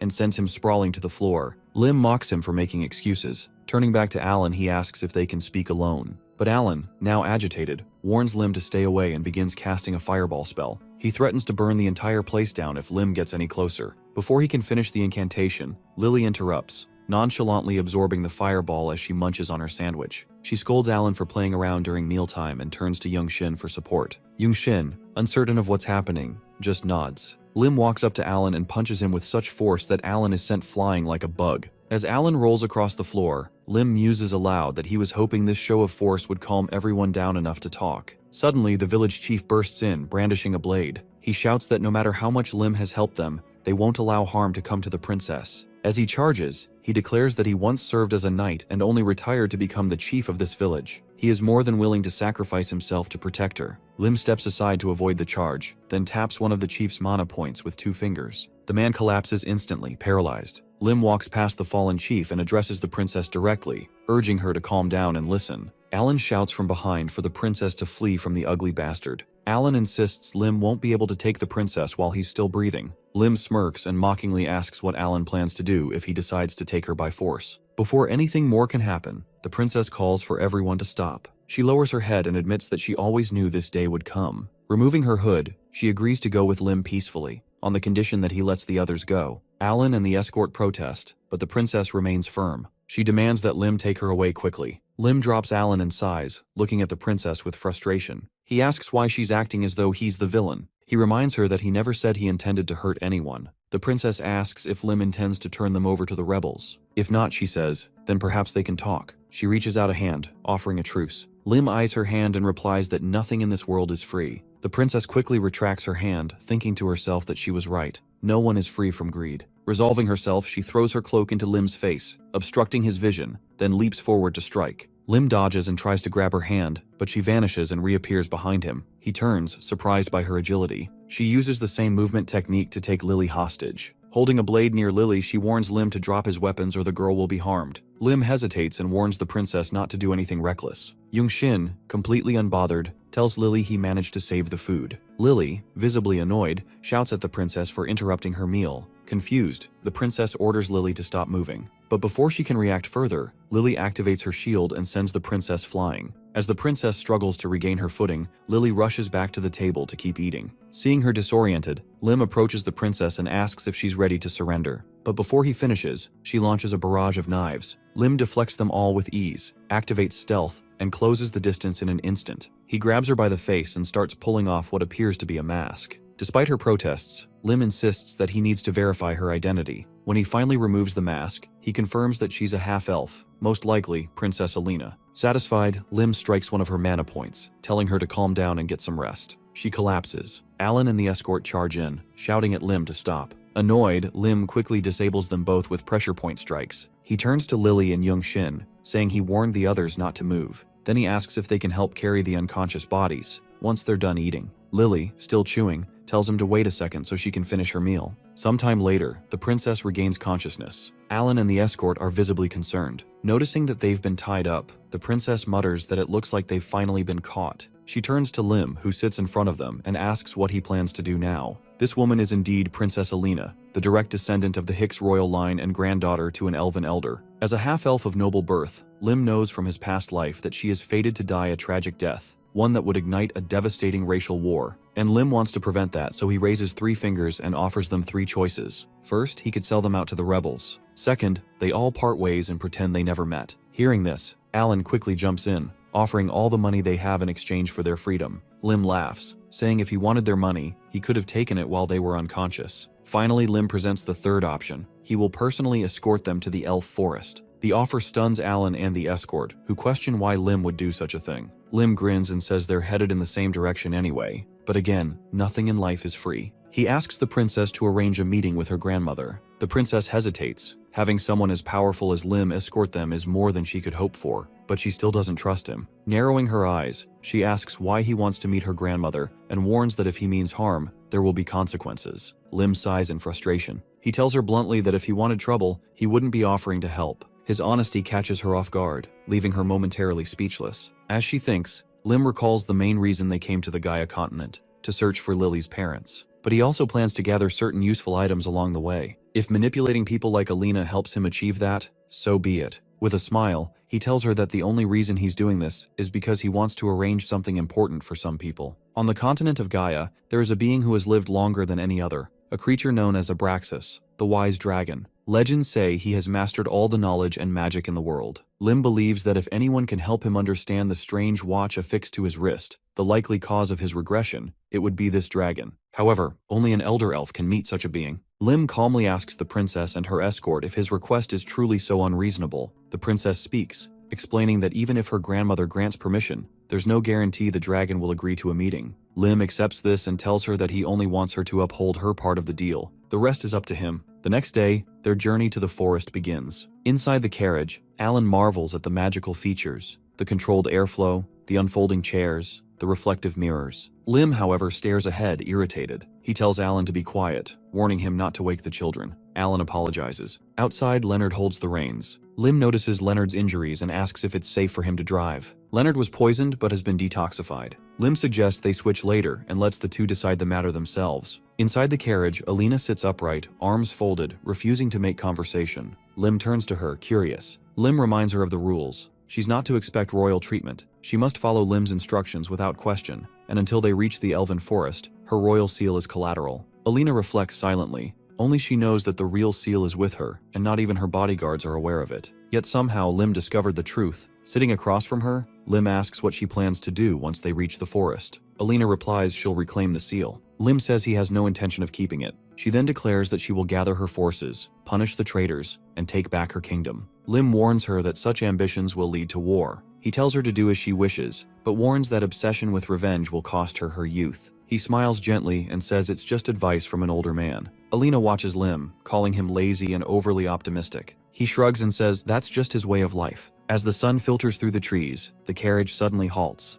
Alina turns away, anxious. Lim senses they've been overtaken. Leonard confirms that this is the detachment pursuing the Marquis of Ormond. Lily, still drowsy, murmurs about breakfast. Lim orders young Shin to stop the carriage. When asked why the horses had stopped obeying, Lim says they'll move again soon and tells Leonard to rest inside. A group of armored warriors appears, surrounding the carriage. One man steps forward, greeting Leonard with mock familiarity, asking if the half-elf is inside. Leonard seems to know him and calls him a traitor. The man named Viscount Monchi says he is a count now. He mocks Leonard's former title of hero and laughs at the idea that someone who never reached swordmaster status could deserve such praise. He announces he'll face Leonard alone, and his knights step aside. Leonard raises his hand to cast a spell, but Monchi strikes first, knocking his weapon away and stabbing him. As Monchi prepares for a final blow, Lim intervenes. His strike slices off Monchi's mustache, distracting him. Lim quickly orders the mage to take Leonard back to the carriage and heal him with an expensive potion. Monchi is enraged and calls Lim a bastard. He threatens to cut his soul with an aura blade. Lim, unfazed, says he can conjure one too.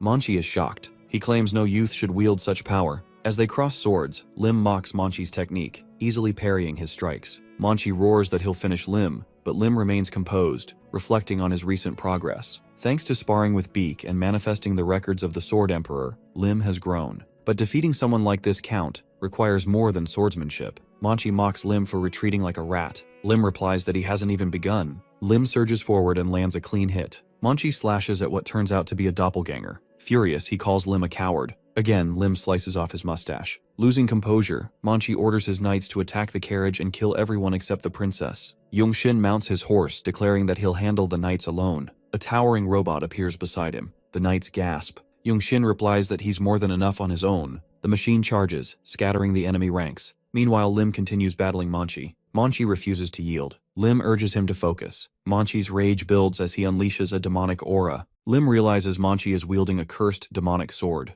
Manchi grins wickedly and announces Lim's death. He taunts Lim, asking if he truly believes he can handle such a dangerous weapon. As Manchi ignites a red aura around himself, he answers with unwavering confidence that he can handle it. Then he sneers, demanding to know where Lim keeps trying to escape. Lim tightens his grip on the sword, parrying blow after blow. Cracks begin to spiderweb across the blade, dark energy surging into the fissures. The aura blast throws Lim back violently, and he coughs up blood, gasping for breath. Manchi steps forward, laughing loudly at Lim's struggle. But before Manchi can press the advantage, Lily extends her hand, calling out sharply. Streams of fire burst toward Manchi, who snarls and commands his cursed sword to absorb the flames. Suddenly, a robot appears beside Lily, warning her not to engage directly. The danger is too great. Yongxin watches cautiously, ready to intervene. Manchi now confronts Lim, relishing the taste of a real fight after so long. He mocks childish games and urges Lim to stop wasting time. Lim clenches his fist, a spark igniting in his eyes. He announces that now he will reveal what a true cheat item is capable of. Manchi lunges forward, sword poised to kill.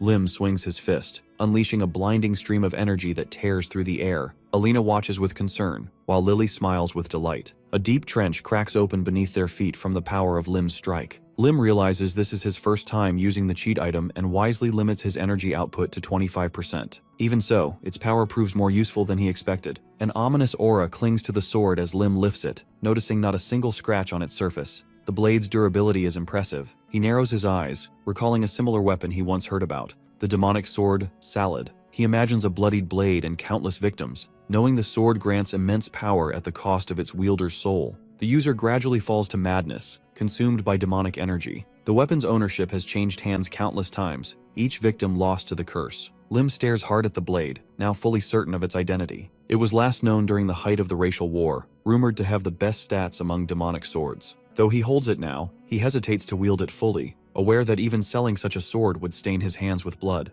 The carriage rolls through the forest, and Lim casually wonders if he could trade the demonic sword later for a holy weapon. Leonard glances away and asks how far they are from the border. Lim replies they will soon reach Randall, but to cross the border beyond the city, they will need a pass. The border itself lies 3 days away after leaving Randall. Leonard nods grimly, admitting uncertainty about whether he can hold out that long. The princess pleads with him not to give up, and the old warrior apologizes, explaining that his strength isn't what it used to be. Not even magic can restore his fading energy. Alina looks at Leonard and admits that his presence alone gives her strength. She urges him never to speak words that sound like weakness again. Lim flips through a book to stave off boredom. When asked what he's reading, he shrugs and says it's just a distraction. Leonard and Alina exchange looks. Then Leonard speaks cautiously, asking if he can request a favor. Lim slams the book shut and simply refuses to listen. However, Leonard continues and say if Lim helps them in reclaiming the kingdom, he will receive anything he desires, title, money, anything. But Lim replies he will only believe in their promises if they give it to him right now. The blonde mage sits next to Leonard, her hands trembling as she imagines the hardships of crossing the border with her. Leonard pictures long nights on horseback and his past glories,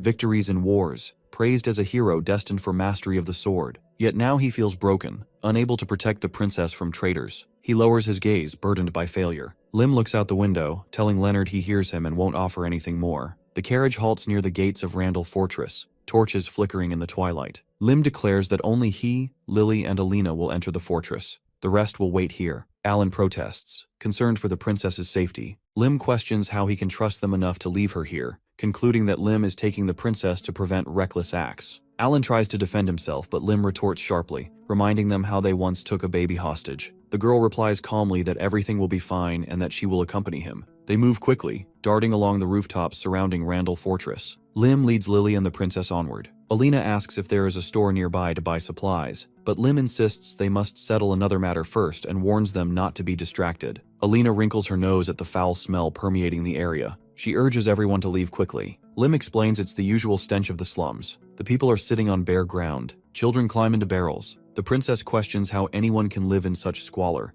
and a local retorts that she knows nothing, having never left the palace walls. This poverty is part of the kingdom she doesn't understand. They go inside a local bar where a man asks Lim if they want beer, but Lim pushes a coin forward, stating he wants to request information from the Thieves' Guild. The man eyes the coin suspiciously, asking if it is gold. Bandits behind them draw knives with intentions to steal if they have anything valuable. Lily looks at Lim, who nods silently. They have come to the right place. Streams of flame envelope the bandits, who mutter about whether the newcomers are magicians. Lim averts his gaze as the man asks what they want. Leonard bows and asks to follow the man. Lim allows it, explaining he needs a pass and some information. They sit opposite a bald man who speaks about the pass and asks their destination. Lim meets his gaze seriously, stating he is traveling to the kingdom of Teru. The man asks how long they need to make the pass. Alina can't believe the tavern's basement hides such a vast space. The bag of coins falls on the table. The man replies it will take at least a week, but can be done in 2 days if Lim's status as a wizard and his 5 servants are considered. Lily and the princess look at Lim in surprise. He thinks that the little girl must have gotten her hands on all the gold coins from the knights, so money is no concern. The man assures them they will do everything in the best way possible. Closing his eyes, the bald man listens as Lim mentions he is searching for a wizard who wears a goblin mask and is likely one-armed. The man slips his hand beneath the table and says he has heard rumors. First, they must check if any records exist about this wizard. Lim looks ahead suspiciously, thinking these bastards might know more than they let on. Night falls over the settlement as Lim and his companions are told they must be taken to the Thieves' Guild headquarters, because the information they seek can only be accessed there. Lim shrugs it off, saying it doesn't matter, and that they can be taken wherever necessary.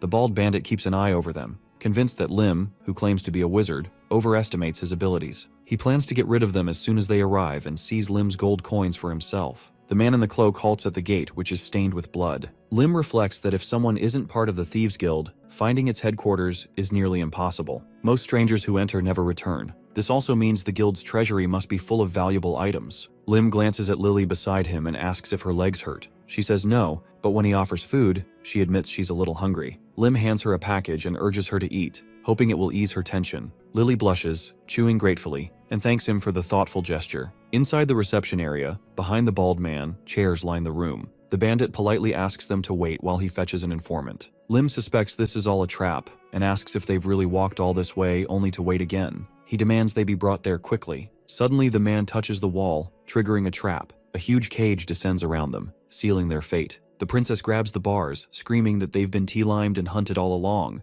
Goldmary, the leader of the thieves, steps forward, crossing her arms. Lim wonders if this is the same Goldmary he's heard of, and if Goblin Mask is influential enough to have brought her here. The bald man denies knowledge of Alina's identity, but Lim stands firm, explaining she sometimes deludes herself and they should ignore her. Goldmary announces that the latest intel confirms the woman is indeed Princess Alina. Goldmary is surprised and asks if the princess has changed her appearance, claiming she doesn't look like the face she knows. She orders her subordinates to send information about the princess and lure them with a promise to reveal what she really looks like. Alina protests, denying the accusations. Lim asks her if they know about someone who wears a goblin or orc mask. Goldmary thinks Lim must be dangerous since he is looking for masked men, so she asks Lim who he really is. Lim steps forward and questions why she asks so many questions when he's the one paying to get some information. He demands answers and criticizes their filthy service. Goldmary snaps her fingers and explains the situation. A magical seal blocks their powers. A glowing barrier appears overhead, sealing away magic. Lim clenches his fist, annoyed that he didn't anticipate this trap.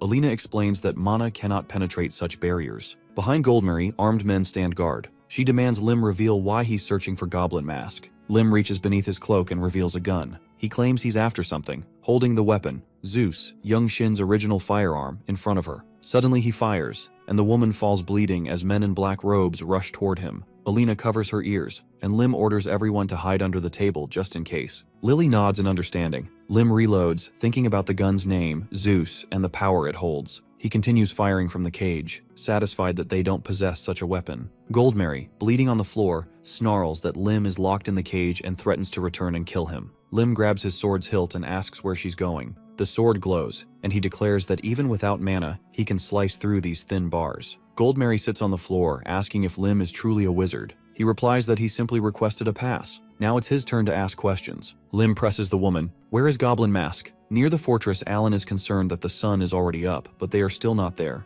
and worries about saving the princess. An explosion erupts behind them. Alan shouts that they must hurry to the city. But just then, Lim and his companions approach. Alan greets the princess, relieved she has returned safely, mentioning concern over the fire in the city. Lim smiles, explaining the fire was intentional, to destroy evidence. When asked about the bags he carries, he says they are gifts, an emerald staff and a mandragora pickled in honey. A parchment with blueprints for a magical weapon is revealed, alongside sparkling jewelry, the shadow bracelet, capable of changing appearance, and the character necklace. Lim drops the bags with a clatter, stating he gave everyone what they needed. He surveys their haul and calls it a decent treasure trove. Lim's gaze falls, regret creeping in as he realizes much of his time was wasted. He learns Goldmary has been brainwashed. She screams at him not to speak ill of them, calling them her masters. Lim is sure that even Goldmary blindly follows them. She knows nothing of her true masters and their intentions. A red sphere glows in Lim's hand. It's a magical communication device used only to receive messages and often used by criminals. Children sleep nearby as Lim admits everything feels confusing.